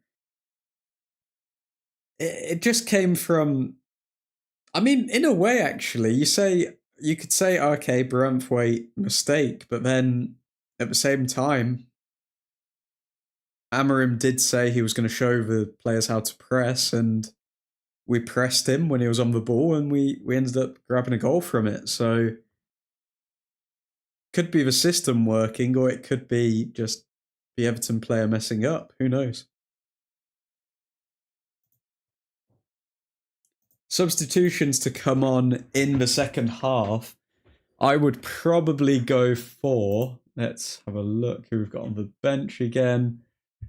I think we're going to see potentially Harry Maguire get some minutes because Amorim hasn't played him yet. Maybe if we score another goal, then Maguire will get some minutes. He'll take Mazraoui off. Actually, no, he won't take Mazraoui off. He'll bring on Maguire. He'll take Ahmad off, and he'll play Mazraoui at right wing back, maybe. Then I think we're going to see Mount on for Rashford to provide more energy as well. And Garnacho is definitely going to come on. Garnacho for Delo, maybe. And play Højlund on for Xerxes. So I think we're going to go with Xerxes. No, we're going to go with Højlund, Garnacho, Mount, Maguire. And yeah, I think those are the subs that we're going to be seeing in the second half.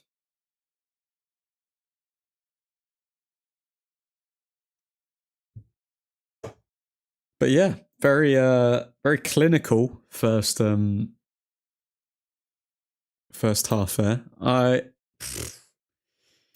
We're facing Arsenal next though, and I'm just thinking like, how do we do against Arsenal? Having watched that performance, And we're playing Arsenal on Wednesday. Arsenal second in the league. This brings us all the way up to 9th, though. Let's have a look at this. Have a quick look at this, guys. So this result does bring us up to 9th. We're only 1 point behind Tottenham, which is crazy considering how bad we've been. And we're only 4 points behind City. Man. They've obviously got a game in hand, but 4 points behind top 4. We're right there, guys. We're right there. Shaky start. Still got to learn the basics, but I think we're doing well. Aston Villa have completely fell off this season, by the way. I don't know if Champions League has had a toll on them or what, but Aston Villa have fallen off.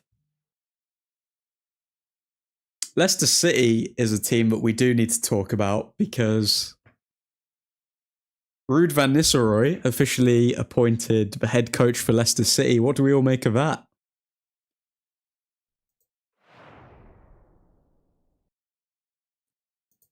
What do we make of Ruud van Nistelrooy to Leicester City, guys? Do you think that he's going to be successful there, or? Safer, it's been jammy. It has been jammy indeed. I mean, we've been very fortunate, you could say. We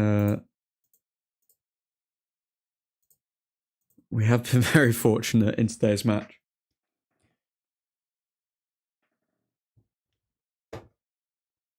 But yeah, I think other results, we've got Chelsea 2-0 up also, and we've got Tottenham Fulham 0-0. Hopefully that stays the same. Let's have a look at the Tottenham Fulham game.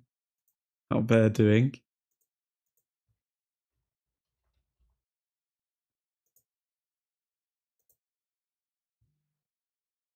Wow, Tottenham are actually getting absolutely dominated by Fulham.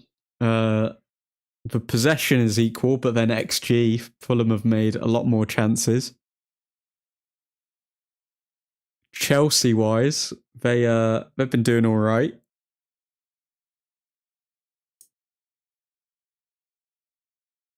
So they're 2-0 up.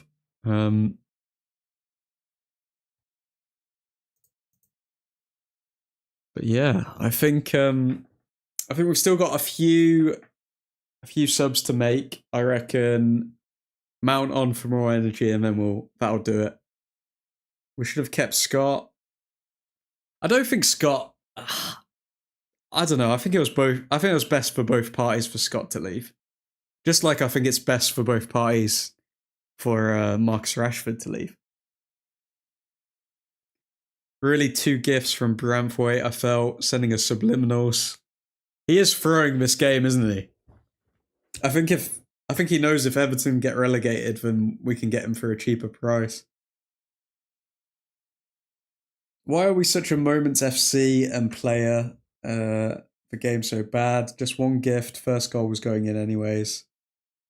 Yeah, that's true. I don't know. You didn't know if Pickford would have covered it, but yeah, we are player and a Moment FC really. Sean Dyche over Amorim, say for me.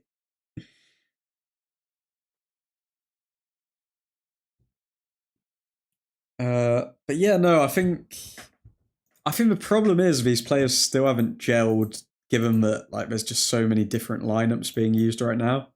So I think the most interesting time or period to watch will be after January to see who Amorim selects as his real first starting 11. I think it's going to take him through December before he works that out. So that'll be an interesting thing to see.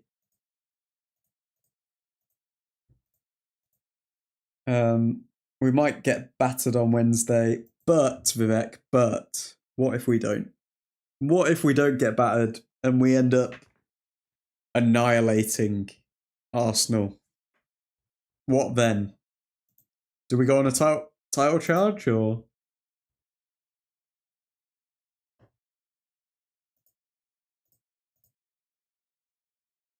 Where actually is that game? Oh, it is at the Emirates Stadium as well. Okay, that could be bad. That could be very bad. Amorim so far is undefeated as Man United manager. Hopefully that doesn't change against the likes of Arsenal.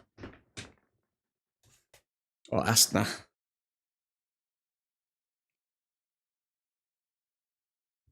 Arsenal have scored 5 goals in the last 2 games each. Yeah, but who have they been playing? Who have Arsenal been playing? Let's do a little Arsenal watch while we're here. So they've played West Ham. Ham? What? Come on now. Arsenal played West Ham and who else? Sporting Lisbon. Come on now. Sporting Lisbon, really? Sporting Lisbon without coach Ruben Amorim. They're a shell of themselves.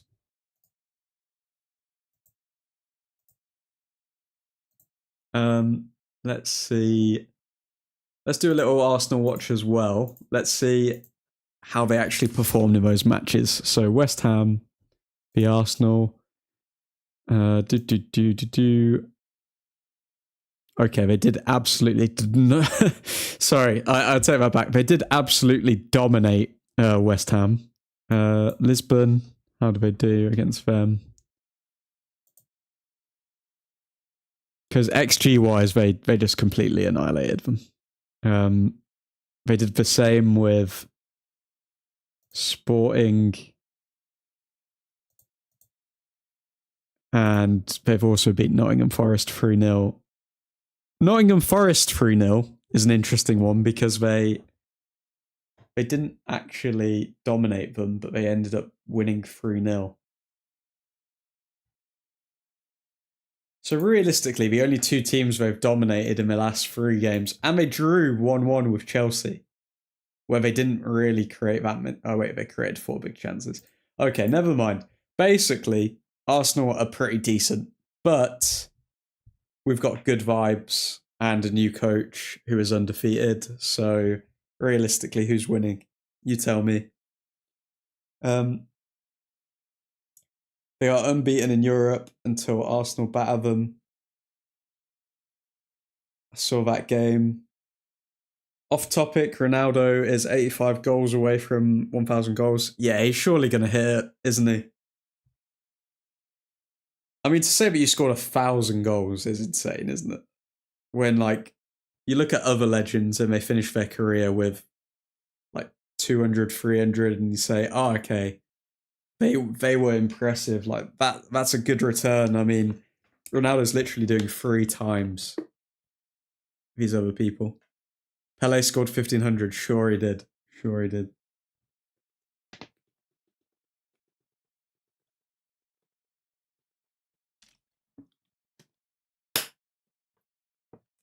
I don't know about that, Safer. He's still scoring from beyond the grave. Rest in peace. They did dominate Nottingham. I don't know, Nottingham's one is a bit more interesting. When you look at Nottingham, they won 3-0, but they only had 1 big chance in the entire game. And they had an XG of 1.19. So, like, if anything, they overperformed in that game. Whereas the Chelsea game, they had a lot of big chances, but they missed them. And then they lost to Inter Milan, despite dominating them. So they have been shown to dominate, but still lose. So I reckon with the quality of United, we could get a result from Arsenal, 100%. It's just a case of whether the players will take their chances. But ever since Erik ten Hag left, they've started doing that. So we can't really complain. Admin, if you had to die, which way would you choose? Are you asking me that because you're outside my house, Caleb, or if I had to die, which way would I choose? Old age. Don't go by XG. What's our XG for this game? Our XG for this game is shocking, mate. I think it's like 0.4. So even though we're 2-0 up, our XG is 0.4. So Arsenal have shown that they can lose to teams that don't create a lot of XG. And we are showing that we're a team that don't create a lot of XG, but we score. So are you thinking what I'm thinking?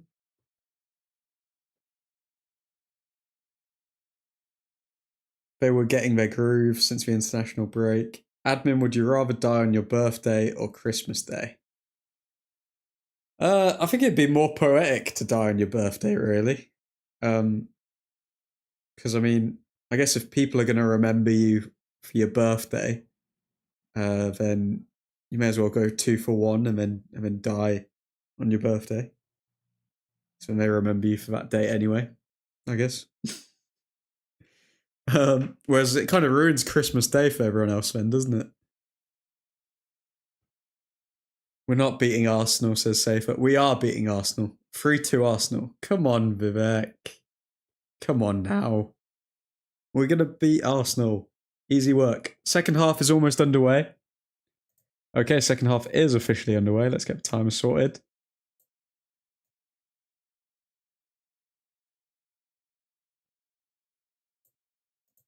And let's go. Oh, wow. Ahmad already running straight through. Rashford making a run. Rashford! Yes! 3-0! Damn, okay. That was quick. Oh, Rashford does the celebration as well. Ahmad does it with him. Oh, I think I woke up everyone in my house with that screen. Wow, 3-0. That was quick.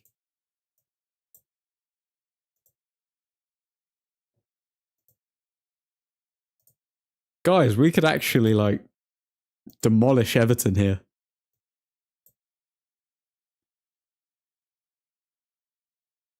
Admin, I heard you're a special guest on the Hock Tour podcast. I'm not, I'm afraid. If all the results stand as it is, we will be 9th in the league. That was great decision making from Ahmad. Wow. An assist for Ahmad, 2 goals for Rashford, and 2 assists for Fernandez.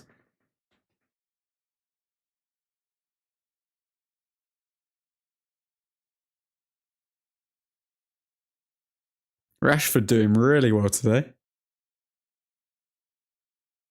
3+ goal difference. Goal, 3-0. Come on, boys. Come on. The comeback is on. The title charge is here.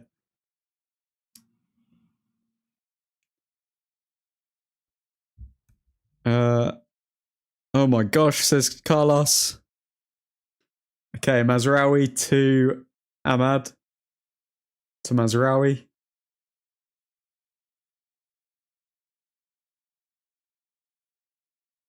Guys, we've actually dominated. What can I say? We've actually dominated.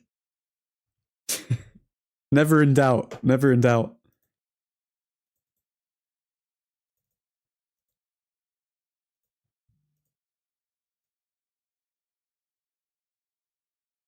And Marcus Rashford with 3 goals in 2 Premier League starts for Amorim. I mean, I don't want to say down tools for Ten Hag, but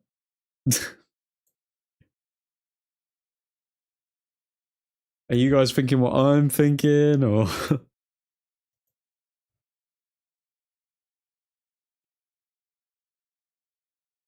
Let's see if we can get some more.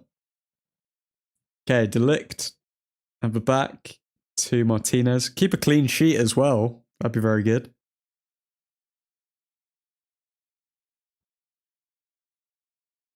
Mazraoui to Ahmad. Back to Mazraoui. To Onana.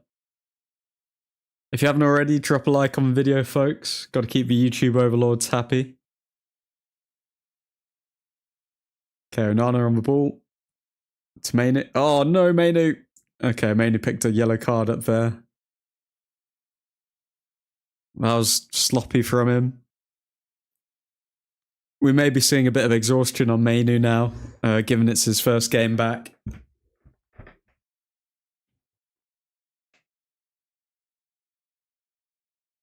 No admin, he got a new GF. Who got a new GF? Oh, Rashford did. Rashi is on fire when he's in a relationship. Does he miss the next game? No, I don't think ManUtd misses the next game. ManUtd should be available for the next game. Dangerous free kick here for Everton. Oh, Ashley Young, one of the people standing over it.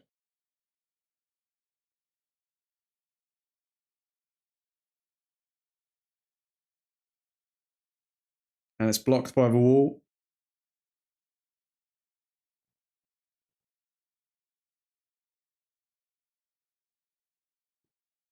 Yeah, ManUtd misses next match. What? Why does ManUtd miss the next match?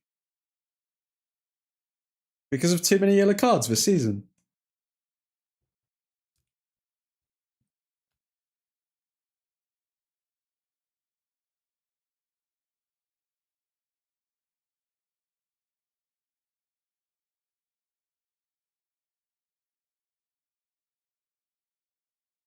Hey man, out of the current squad, which players would go? Which players are benched, leaving the rest to play?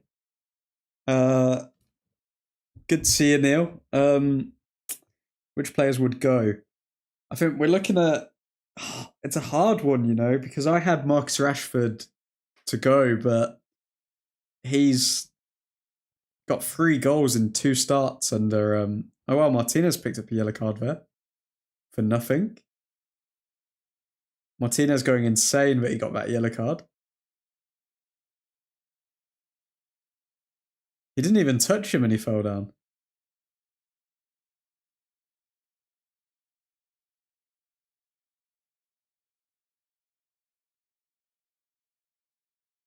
Wait, Martinez misses the next game as well because of that yellow.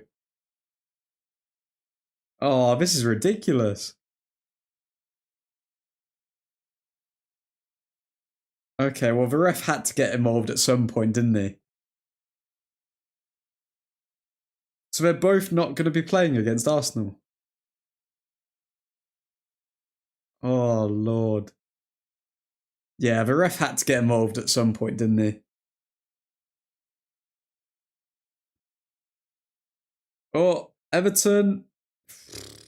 Everton getting dangerous now. The team can't switch off because of this. Which out of the current squad of players would go? I think the ones to go, Neil, main ones are. It's so hard. I can't even predict it right now. I need to see how these players play under Amorim because I think I would sell Delo personally. I think we could cash in on him. Rashford, if he picks up form, he can obviously stay. Who else? Xerxes maybe.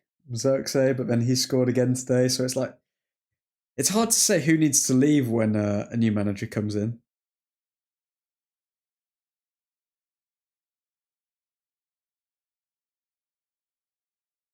Martinez misses next match too. Both have 4 yellows this season. That's such a stupid rule. Like Mainu's been out with injury. Why does it still carry on?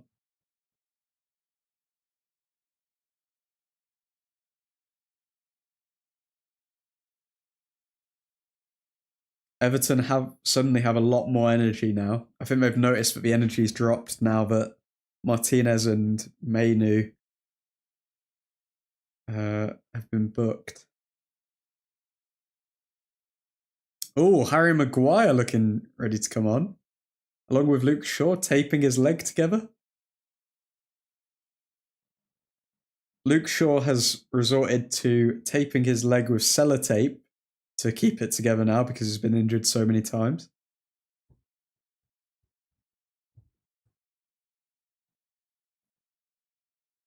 Martinez away.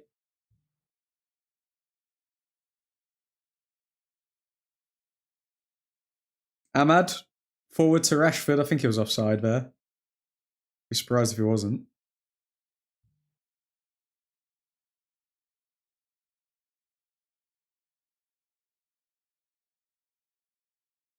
Maguire coming on.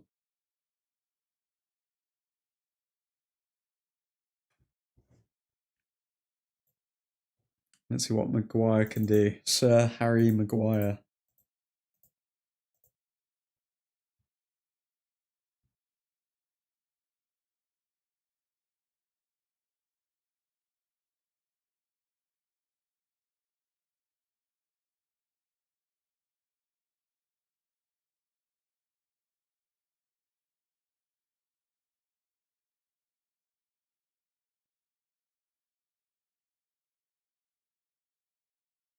Okay, Onana.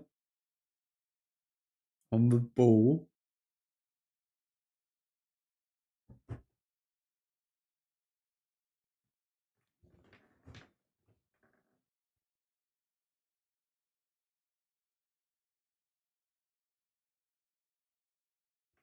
To Mazraoui. Mazraoui plays it forward, but then nobody can hold it up. Okay, Mainu. I feel like Mainu needs to get subbed off now. I think he's beginning to feel the pace of the game.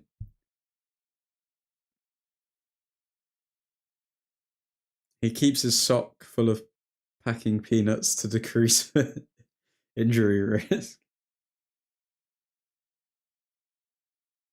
Smart man, sure.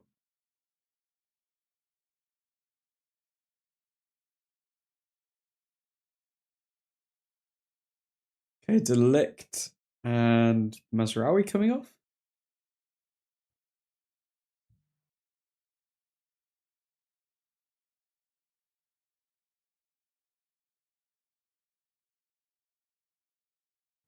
Oh, Tottenham 1-0. That's a shame.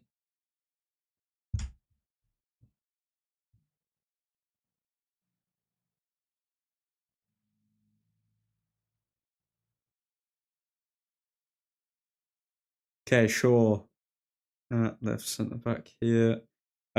Seeing as he's playing well, Rashi, I still think within a year he's back to his usual untrying self.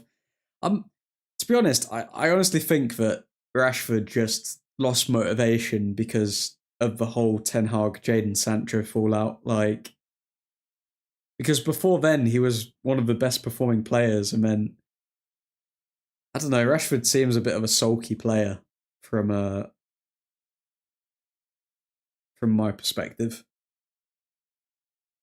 I don't think it's a coincidence that as soon as a new manager's come in, he started scoring again. Like,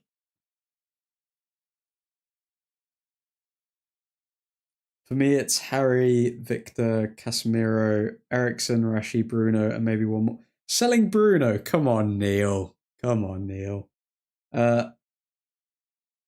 But then if we do sell Harry and Victor Lindelof, then it's like we're gonna have to get in two completely fresh centre backs. I mean, it's a gamble on like how they're gonna perform and everything. I think if you're gonna get rid of a centre back, it's gonna be one of the two, but it wouldn't be both. I don't think. Casemiro's shown that he can play well. Casemiro's been playing well this season, so I think he's a good one to keep in the squad. Ericsson definitely leaving. Rashford maybe. Bruno definitely not. Definitely not leaving. Tottenham goal. Tottenham 1-0. Fulham means Manchester moves up to 9th in the league. Oh, we don't want Tottenham to win though. Because we need to catch them up eventually.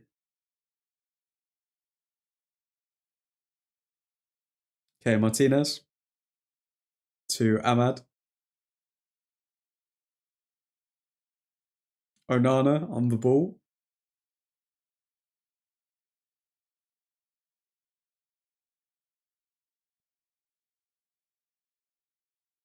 Onana forward to Delo. Good touch. Oh, Delo's pass is a bit. Oh, Fernandez almost made it. Almost made it. Fernandez finds Mainu. Finds Xerxes. Finds Fernandez. Ah.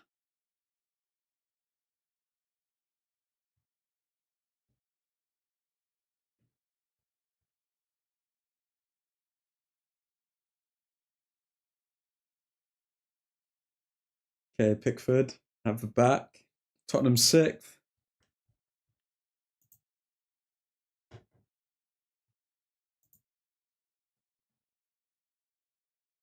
Okay, so Tottenham are just 3 points ahead of us.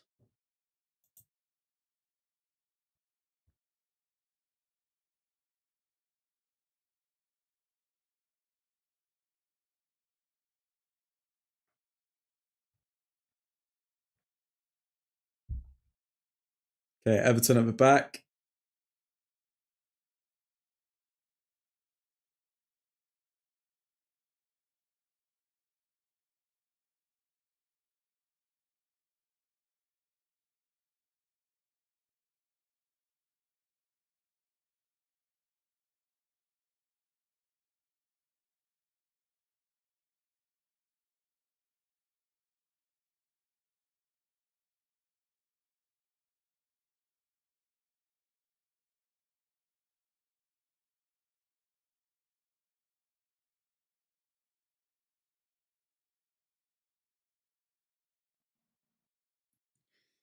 Don't know what Everton are trying to do now. They're just playing it around the back.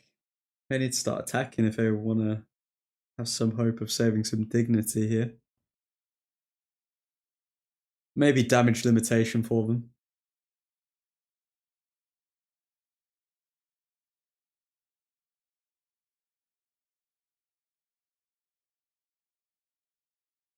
Oh, Ahmad almost pressing well there.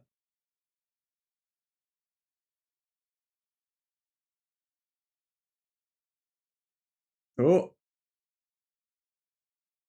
Everton player takes the ball off. Maguire.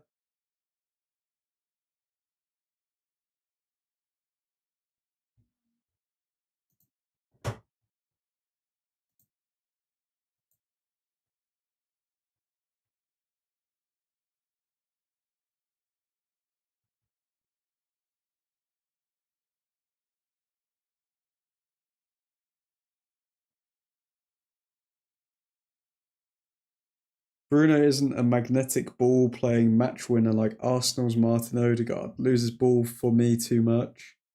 Club won't do it, but I would like to see it. I don't know, man. I don't think like he loses the ball too much, but he creates like all of our opportunities. Like you get rid of Bruno, and then where's the creativity in our side? Like where is it? Where does it come from? And where does it go? And where does it come from? Bruno.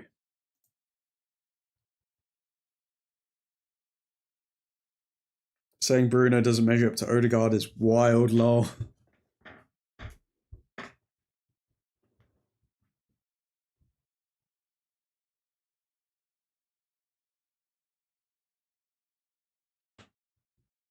Okay, Everton have a free kick here.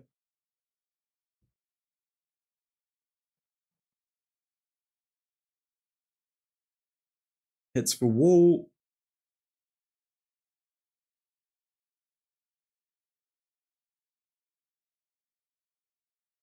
Cross in. Away by Shaw, I believe that was. Now it's Ahmad.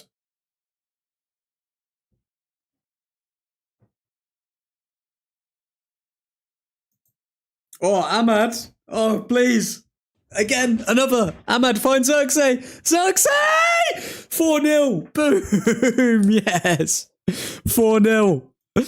Oh, it's happened again. Xerxes with his little gunner celebration. 2 goals for Xerxes in his first start under Amorim. It's happened again. It's happened again. 4-0 United. It's happened again. Come on. Oh, Ahmad, man. Ahmad's something else.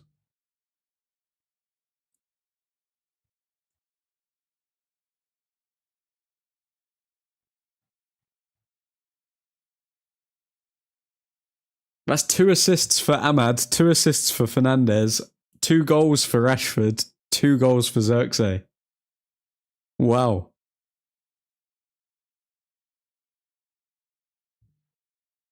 The greatest team to have ever played the beautiful game are back.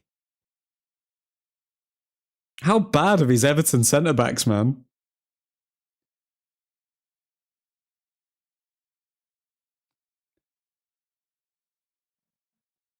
Hello, lads. How you doing, Nav? What's a bigger loss for that Arsenal match, Leitcher or Mainu? Leitcher. I think we've seen that we can play without Mainu. Great today. Zerk, yeah. Hi, Nav. Beautiful from Ahmad. Crazy, says Pradhan. What a player, says Carlos. That name kills me, Nick. Xerxes heard us chatting. Yeah, I know. Xerxes turned up. Diego, my guy. Manchester United goal, the best team that ever played. 4, Everton 0. That was a cool finish, you know. That man is a thief. For making chances, he's above and beyond, but gives it away far too much for me. Can't make chances, giving it away too much. Get in. Always stealing the ball away from them. I was pressured into changing my name now. Guys, this has been an absolute domination today.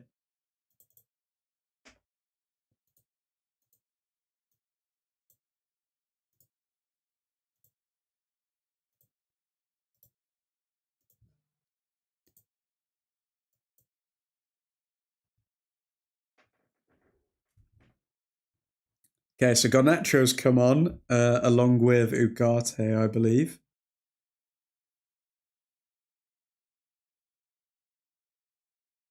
So Garnacho and Ugarte are on. I was pressured into changing my name now. Ahmad is crazy good. Xerxes, good finish. Zerk has finally arrived. Amarim is so good with subs. So still selling Zerk. How was Delo admin? Oh, Delo's just Delo, mate. If you haven't already, folks, drop a like on the video. Gotta keep the YouTube overlords happy. Delo's just meh. He's there, but he's just meh. But this makes it even more interesting, guys, because Ahmad, as Mackenzie says there, good to see you, Mackenzie. If Ahmad has secured his position at right wing back, then where does Delo go? Where does Diogo Delo go? Because he's not going to play right centre back. And as soon as we've got a left wing back, then where does he go? Delo gets sold is the answer. Delo is going to get sold. Delo on the bench, mate. He's going to get sold. Come the summer, I think Delo, there's a strong possibility he gets sold. The title charge has started. It's begun. Amarim's undefeated era continues. So still selling Zerk? Okay, maybe we're not selling Zerk, guys. Maybe not. He's shown that he can actually finish chances, so... But then we bear in mind it is against Everton, so... Still to be confirmed. TBC. Rashford. In the sense... Oh, I don't know what he was doing there. Should have passed it down the middle to Mainu.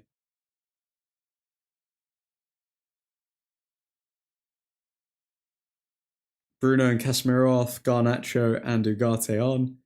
Ahmad, best right back in the land. +4 goal difference.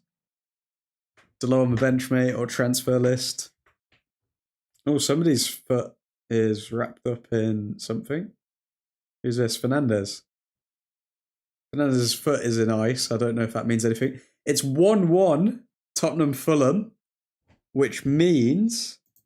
Let's look at the table again. Refresh. Table, refresh. Means I think we're only 1 point behind Spurs now.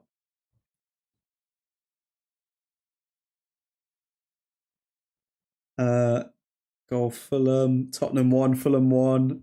Valid, Fulham equaliser. Everton don't concede this many goals normally, only lose by 1 or 2.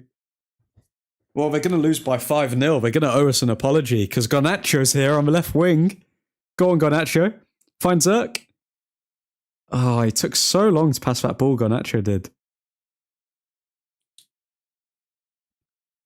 Even with subs, we don't look as bad as we did under Ten Hag. That's true. That's because we've actually got an identity where everyone knows what they're doing. So even with the subs, they know what they're going to do when they come on. How's the XG admin? The XG is going to be interesting, actually. I don't think it'll be that high. Let's have a look. Yeah, our XG is only 0.73. Like, we don't actually have that high of an XG, but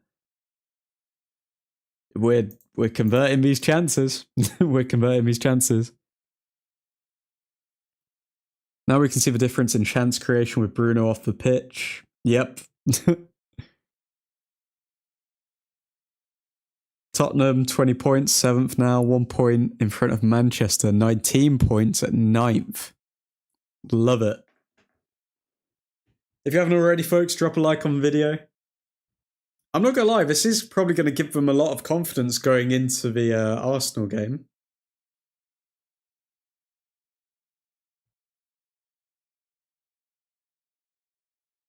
Oh, who's this? Garnacho? Ah. Bear in mind, this is without Højlund starting as well.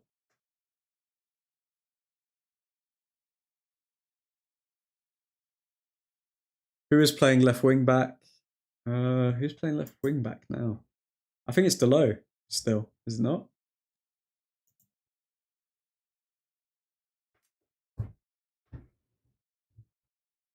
Sixth, Nottingham, 22 points. 7th, Tottenham, 20 points. 8th, Brentford, 20 points. 9th, Manchester United, 19 points. So realistically, we need one good result, and then that could all change in a week, and then we're 5th. Or 6th, maybe. 6th, yeah. That could all change in 1 week, and then we're 6th. If, because we're on the same goal difference, or we're 1 less than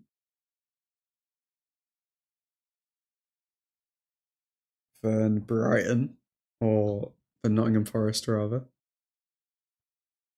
Oh, we're coming, guys. We're back.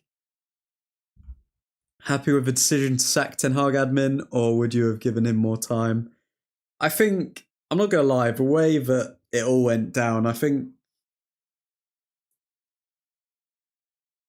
just think the players just lost interest. And I think if the players lose interest in the coach, then it's over. It's over at that point. Whether you like it or not. Whether you think it's... like, I don't think Ten Hag's a bad coach. I don't think he did anything wrong. I think that group of players just lost interest. I mean, I don't think it's a surprise that when he left, we were immediately scoring goals again and all of this sort of stuff. Like, I think they lost interest, so the management did what they had to do and they got rid of him. But yeah, is what it is. But in his own words, 2 trophies there.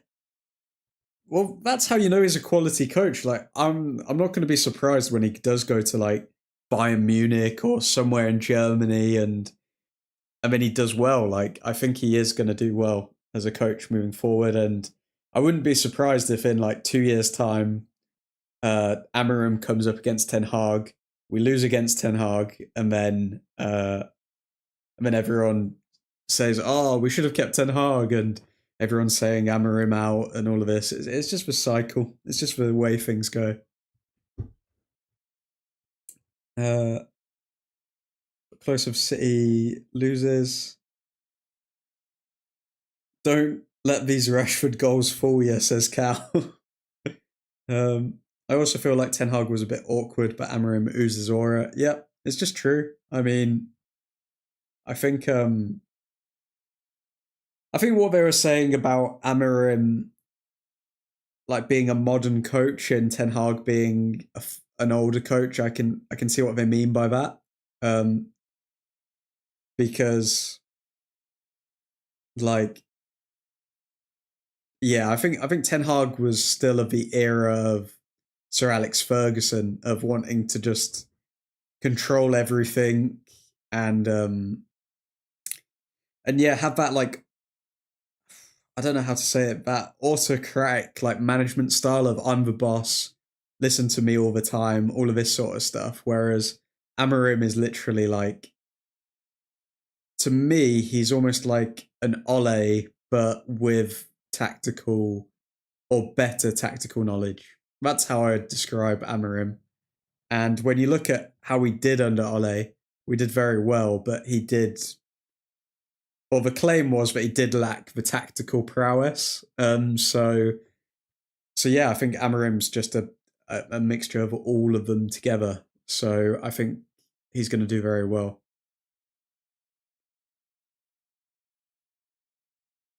Because Rashford, a lot of these players, I think they are the type of players that need like an arm around the shoulder, and I don't think Ten Hag was really that type of person to do it. I think in terms of football knowledge, Ten Hag very, very good, but in terms of getting that extra 15% out of players, I don't think Ten Hag was that guy. A personal feel, I guess, Red Devils should be winning trophies, at least one a season. Won't be too bad.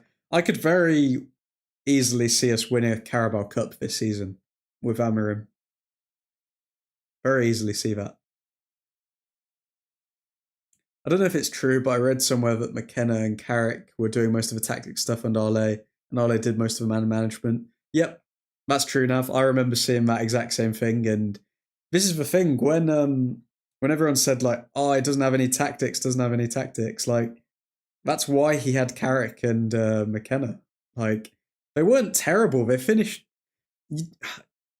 You're not terrible coaches if you finish second in the league, like second in the Premier League, and get to your Europa League final where it comes down to penalties. Like, they weren't terrible, but yeah, I think Amorim is just all of that mixed into one person. So yeah, I do think he is the future when it comes to coaching.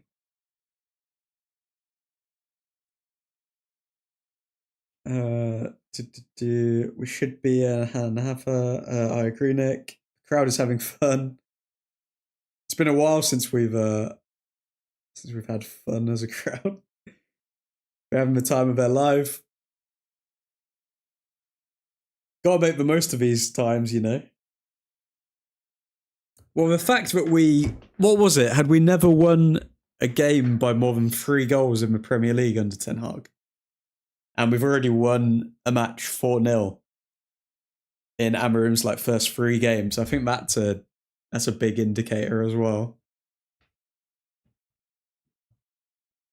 And yeah, as Nick the Dutch Destroyer says right there, guys, don't forget to leave a like and sub to Old Truthford, the home of honestly biased sports content. Would we be competing for Europa? I think Europa's too soon. I think there's other sides in Europa who are just like, seeing us barely beat Bodo. I mean, that doesn't give me hope to think that we can compete in the Europa League. Thoughts about Ruud at Leicester? I think it's very exciting. I want to see how he actually does there. Because yeah, I mean, if things do go pear-shaped with Amorim, and we're like, okay, Amorim's not the guy, and Ruud impresses at Leicester, then we've got an immediate replacement. But so yeah, I think it's good. I think it's good. Like, these people who want the United manager job, like, prove you deserve it. Prove you deserve it in the Premier League. Heartbreak Nav. Predan's not a fan of that. Not a fan of Ruud going to Leicester. To be honest, I don't think there was ever an option for Ruud to stay with Amorim. Like, it made no sense why he would stay here.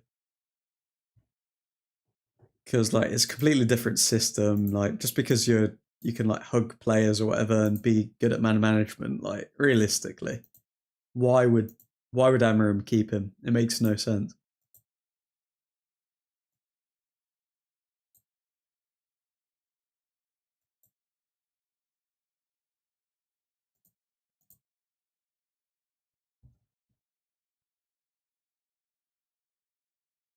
Oh, ManUtd coming off the pitch now for Mason Mount. I really want Leicester to do well. Yep, Leicester is pretty much all United fans' second team now in the league. Does that mean Bodo is a better team than Everton? Arguably, you could say that.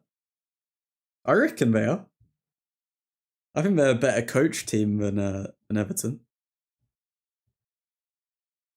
Presently, Nick, yeah. Everton relegation battle on 11 points. Oh, Rashford.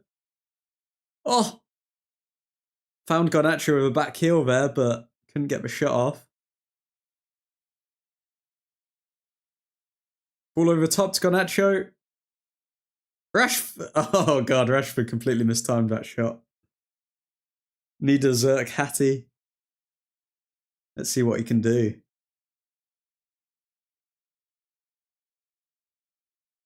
Everton on 0.8 points a game. Yeah, they're not looking good. They're not looking good, Everton. But I don't think Everton have ever been relegated from the Premier League. They always do this. They like flirt with it, but they've never been relegated, so history would suggest that they stay up.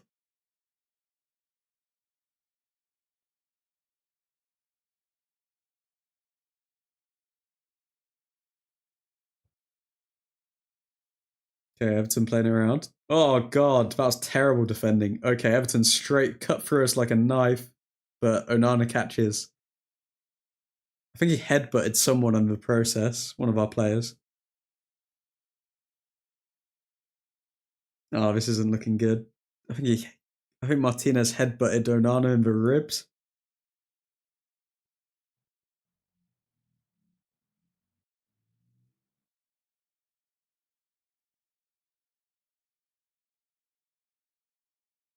Or not.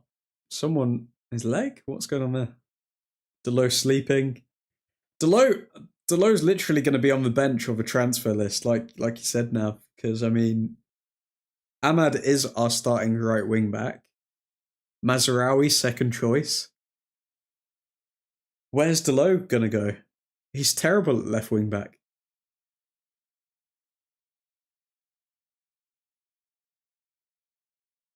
Being an Everton supporter is like being in an abusive, loving relationship. Well, Brennan. I mean, you could say that about supporting United at times, you know. Shaw left wing back. I think Shaw's playing left centre back at the moment, and Martinez is playing right centre back.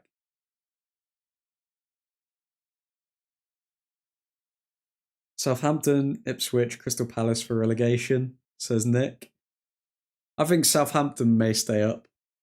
Let's have a look at the league table. Having said that, they are bottom of the league. I don't know about Crystal Palace. Oh, it's a hard one, Matt. I think Ipswich, yes. Wolves, yes. Ipswich, Wolves. Oh, I can't see one of the big boys going down. Maybe it just stays as it is. I think Wolves, Ipswich, and Southampton. I can see all of them going down. I think Leicester's going to stay up. Everton's going to stay up. Crystal Palace has to stay up, surely.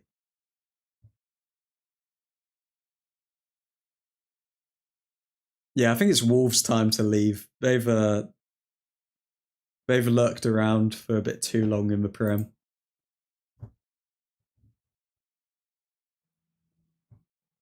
Okay, Everton, passing the ball around.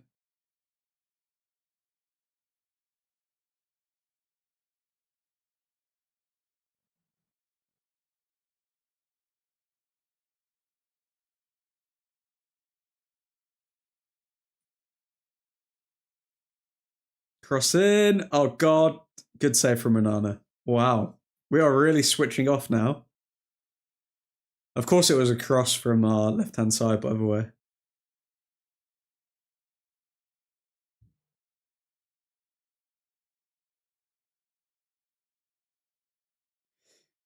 I don't. I mean, people may hype up that save from Onana, but it was directly at him. Third one between Wolves, Leicester, and Palace. Hopefully, Rude can do something there. Man United are mid-table when they are bad. Everton is on cruise to get demoted. Wolves going to pull up last few matches. Nah, Wolves' time is over. There might be bargains to be had from the relegation teams this time. Oh, Ugarte to Garnacho, left wing. Garnacho to Xerxes, good pick. What was that, brother? Rashford, bro. What was that? That's terrible. There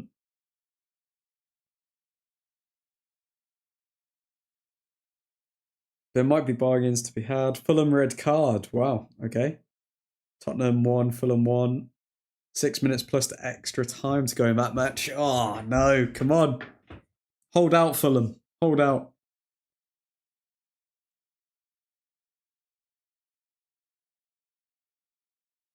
Ramsdale from Southampton as backup, anyone? I don't know if Ramsdale wants to be a backup, though. I think that's why he left Arsenal. Also, I don't know if I like Ramsdale's character. Oh no, Ahmad down. What?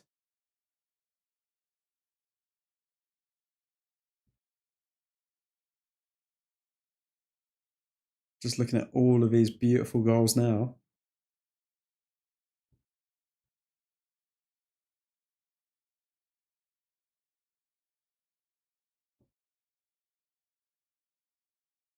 I don't know what this Xerxes celebration is with his hands and then the little guns. I don't know. I don't see that catching on, but Ahmad's back up now. I think he's walking off the pitch.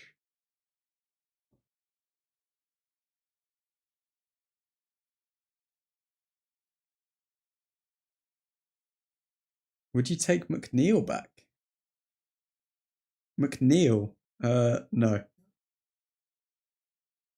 No, I wouldn't.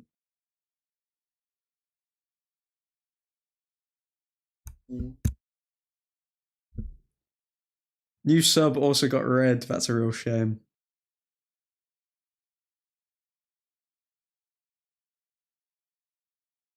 Could be a decent wing back option. I don't know. I don't know about that. Oh, Garnacho left wing. Goal Chelsea 3-0 Aston Villa. As long as it's not Sancho, then I don't care. GG Christian. It's 3-0, but it's not quite 4-0, is it? You know?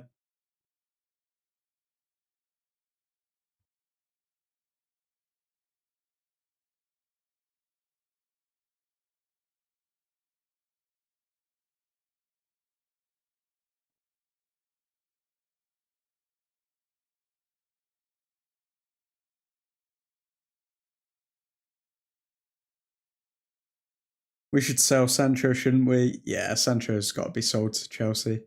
Cole Palmer, yeah. Wow. Chelsea going into third place.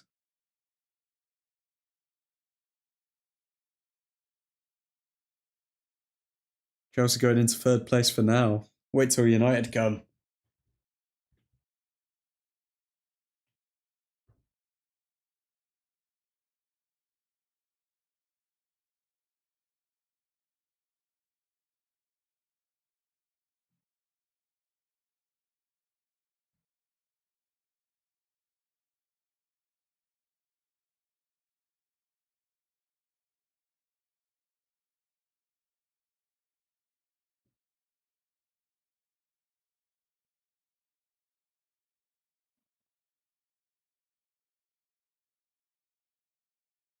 Casemiro, sell or keep? I'd keep Casemiro. I think last season just showed that like everyone was performing badly. I'd keep Casemiro 100%. We can see the patterns of play just need to be more efficient. Yeah, we're beginning to see it now.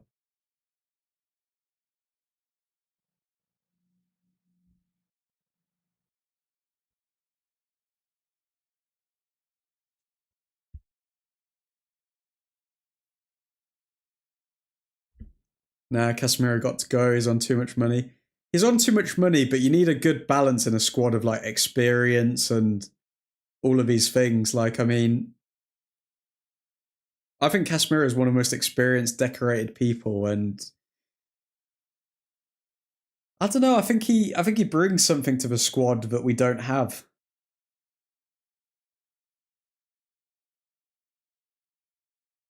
Like, it's almost Uncle Casemiro vibes.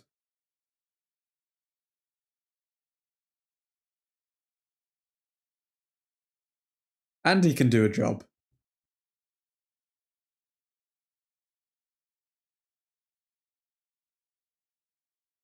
If City wins, they go from 5th to 2nd.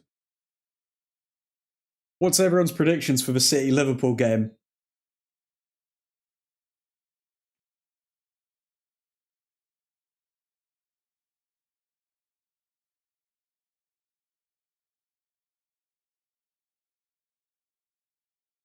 If Saudi comes in for 35, 40 mil, I'll drive him there. If Liverpool wins, they go 9 points up. Not interested. Love that, Predan. Bit of Solskjaer there. Paul 2-0.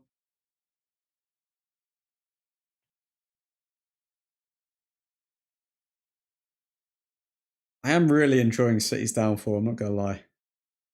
But then at the same time, I don't want Liverpool to win the league.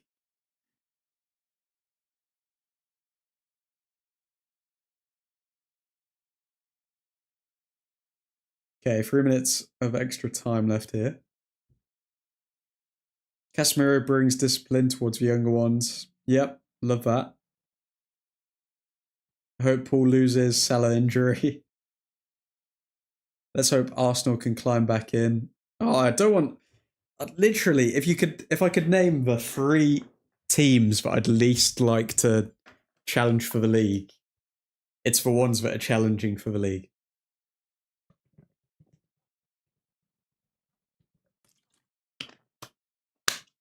Mount Garnacho.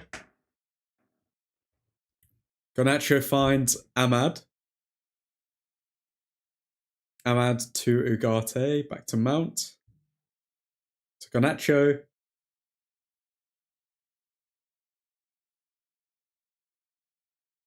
Ugarte to Martinez.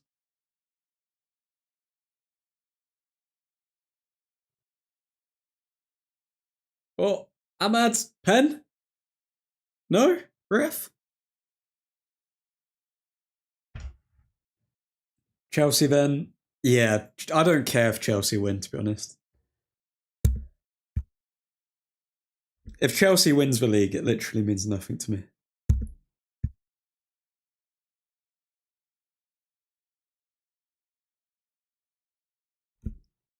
Spurs? Oh, Spurs winning the league would be quite sad. Spurs winning the league would be quite sad, I'm not gonna lie. Brighton title charge man admin. Come on, the Seagulls. Come on, the Seagulls.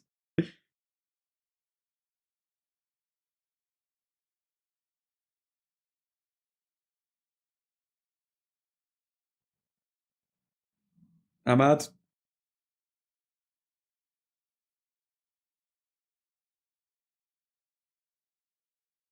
You know, I think it's a big toss-up between Mazraoui and Ahmad for our player of the season so far.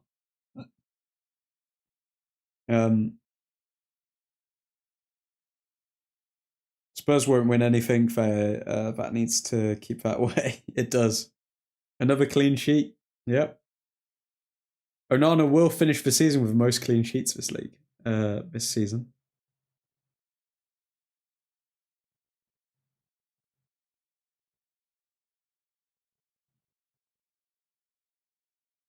Okay, guys, we're going to do the player ratings as soon as this match finishes. I'll probably do it on the same stream. So let me see if I can get this up for us. But yeah, that game ended 4-0, Manchester United v Everton. The greatest team to ever play the beautiful game. Absolutely demolishing them. Let's see if I can pull this up for us.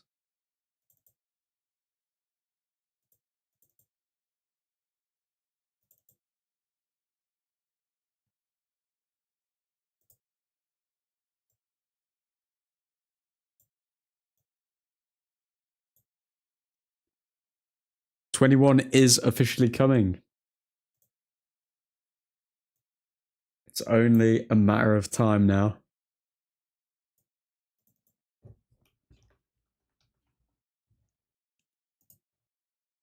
Okay. Just getting this all set up. Get your questions in the chat. What do you reckon are going to be the main talking points on the Twitter sphere after this match?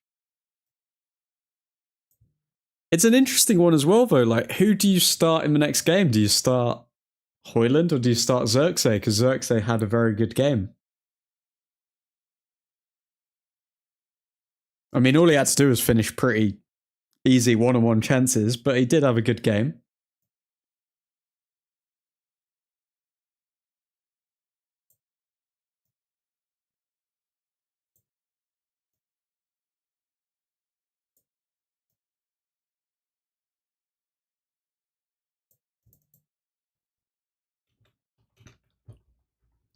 Pep Guardiola, still with a scratch on his nose.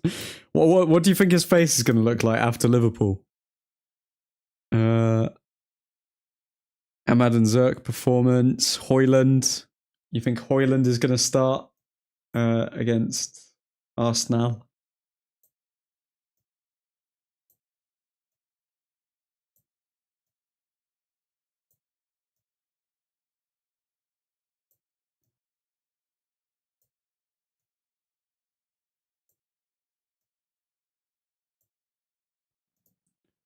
Okay, just bear with me, folks.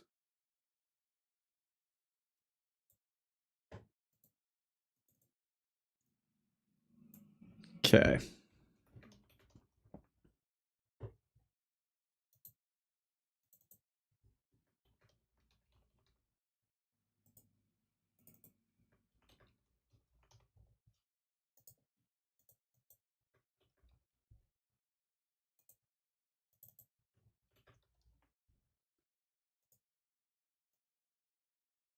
Okay, we're all set to go.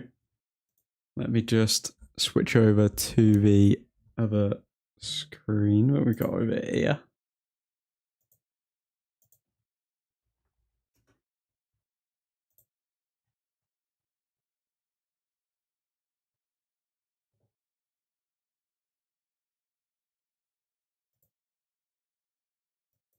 Okay, player ratings. Let's go. Let's see if this works.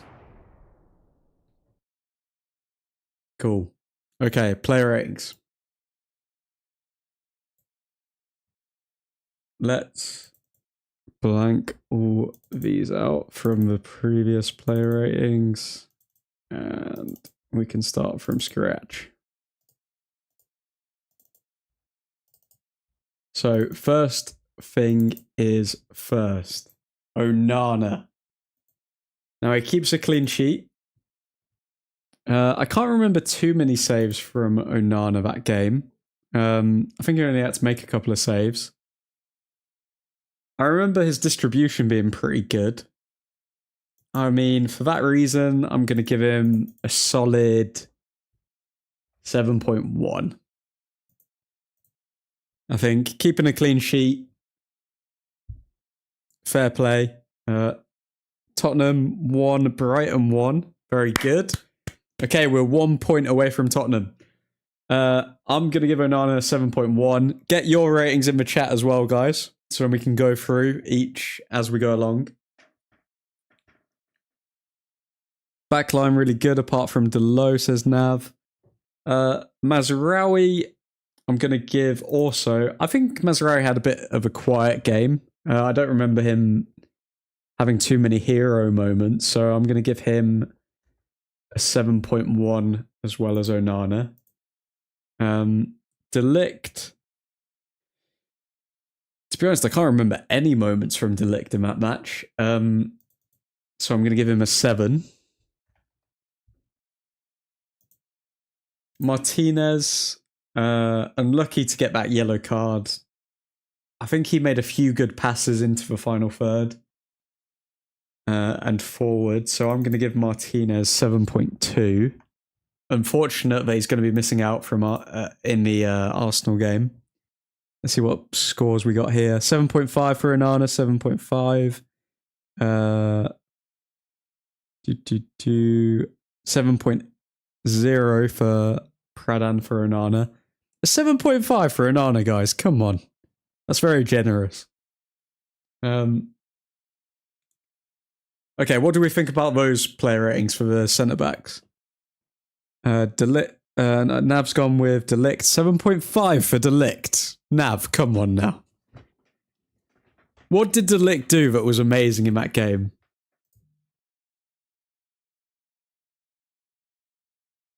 I don't think Delict did like anything extraordinary in that game. Look at his stats. Okay, let's pull this up. Let's pull up Delict's stats. Okay, so Delict played 56 minutes, 95% accurate passes, 0 tackles won, because he didn't have any tackles to be made. Few clearances, few defensive actions, 1 ground duel won, 1 aerial duel won. It's just an average performance, in my eyes anyway. So yeah, I'm going to give Delict a 7. Martinez 7.2. Martinez 7.8. Nav is being very generous. Ahmad. Well, actually, let's start with Delo. Delo, I'm going to give 6.7. I think it was just slightly above average. 6.5. Obviously, did he contribute to the clean sheet? Not really, but yeah, 6.7. Why not? Ahmad, easy 9. Easy 9 out of 10. Lowest rated player on the field is Pickford. Of course it's going to be Pickford, man. He conceded 4 goals. Ahmad, 9 out of 10 though. 2 assists. I think he was very good. Let's look at a few of his stats.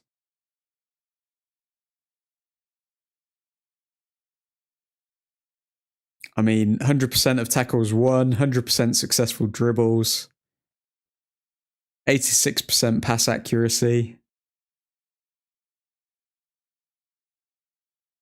11 out of 14 ground duels won, 12 duels won. Wow.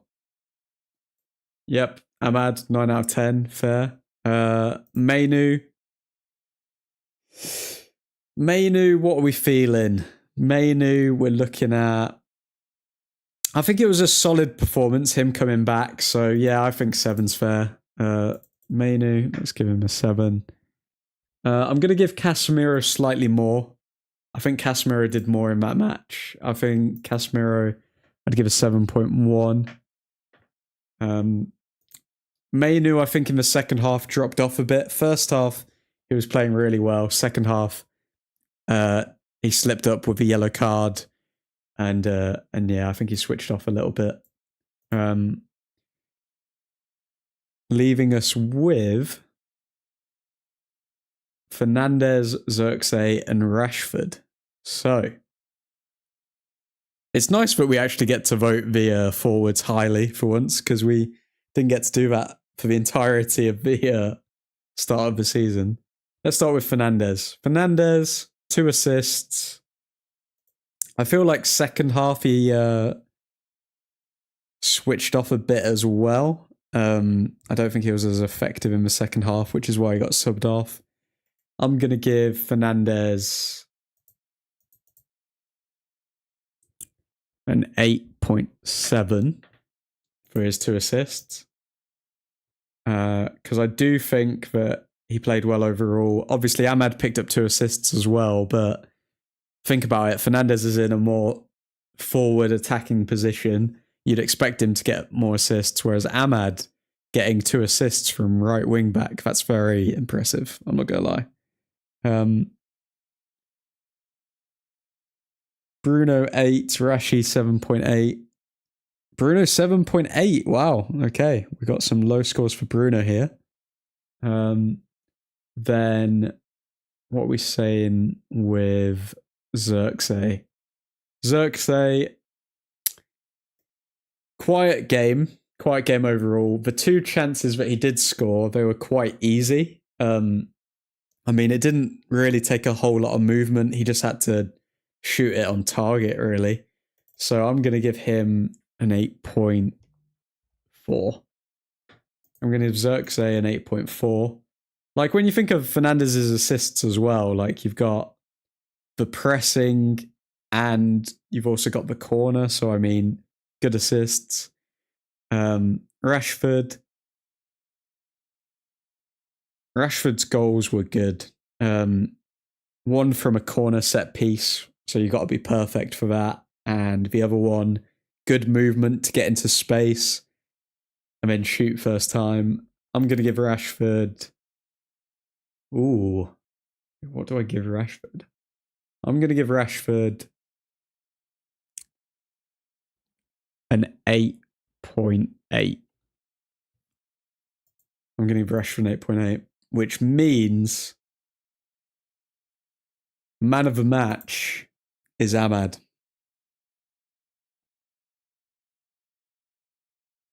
Zerk 8.8. Zerk link-up play was really good today. I think in the first half his link-up play wasn't good. Second half it was better. I think Zerk was getting more confidence as the game was going on. So, yeah, I don't know. I think Rashford for his goals, because they were more varied than Xerxes, deserves a higher score. I think Fernandez for his actual involvement in the overall game, higher than Xerxes. But yeah, I think Xerxes 8.4 for the 2 goals. But overall, Ahmad, defensively and offensively, like, he's picked up the right wing back position so well. Like, he's getting better every game. Except that one howler by Rashford. Oh, I forget. What was the howler by Rashford? Oh yeah, when he just shot it out of play for no reason.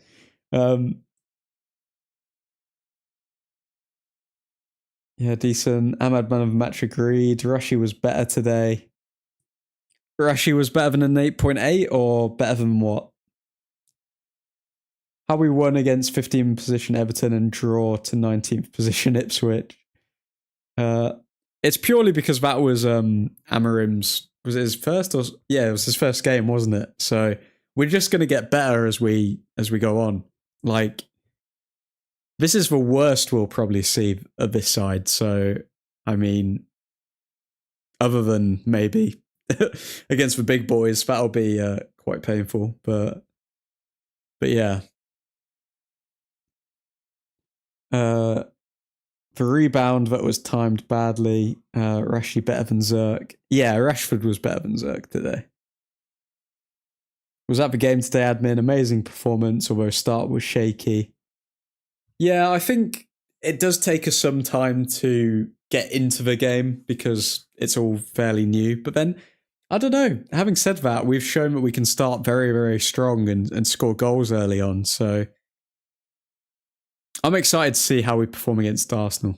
I think we're gonna surprise a few people.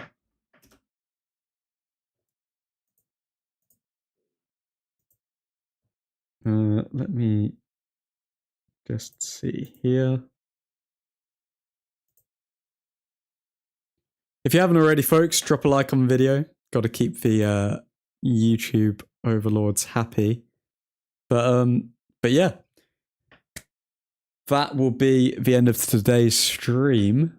We've got Liverpool v Man City coming up next at 4 o'clock.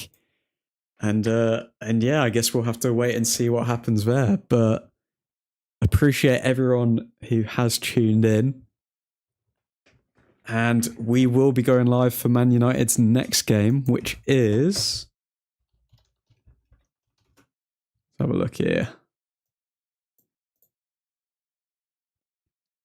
Arsenal on Wednesday at 8 o'clock. So we will be going live at 7 for Arsenal v Man United. I hope you all have a lovely end to your weekend. Best result is a draw between Paul and City. That's what we want, Nick. Let's hope that we get it. Hope you all have a lovely end to your weekend. And yeah. Glory, glory, Man United. The greatest team to have ever played a beautiful game is coming back. Godspeed.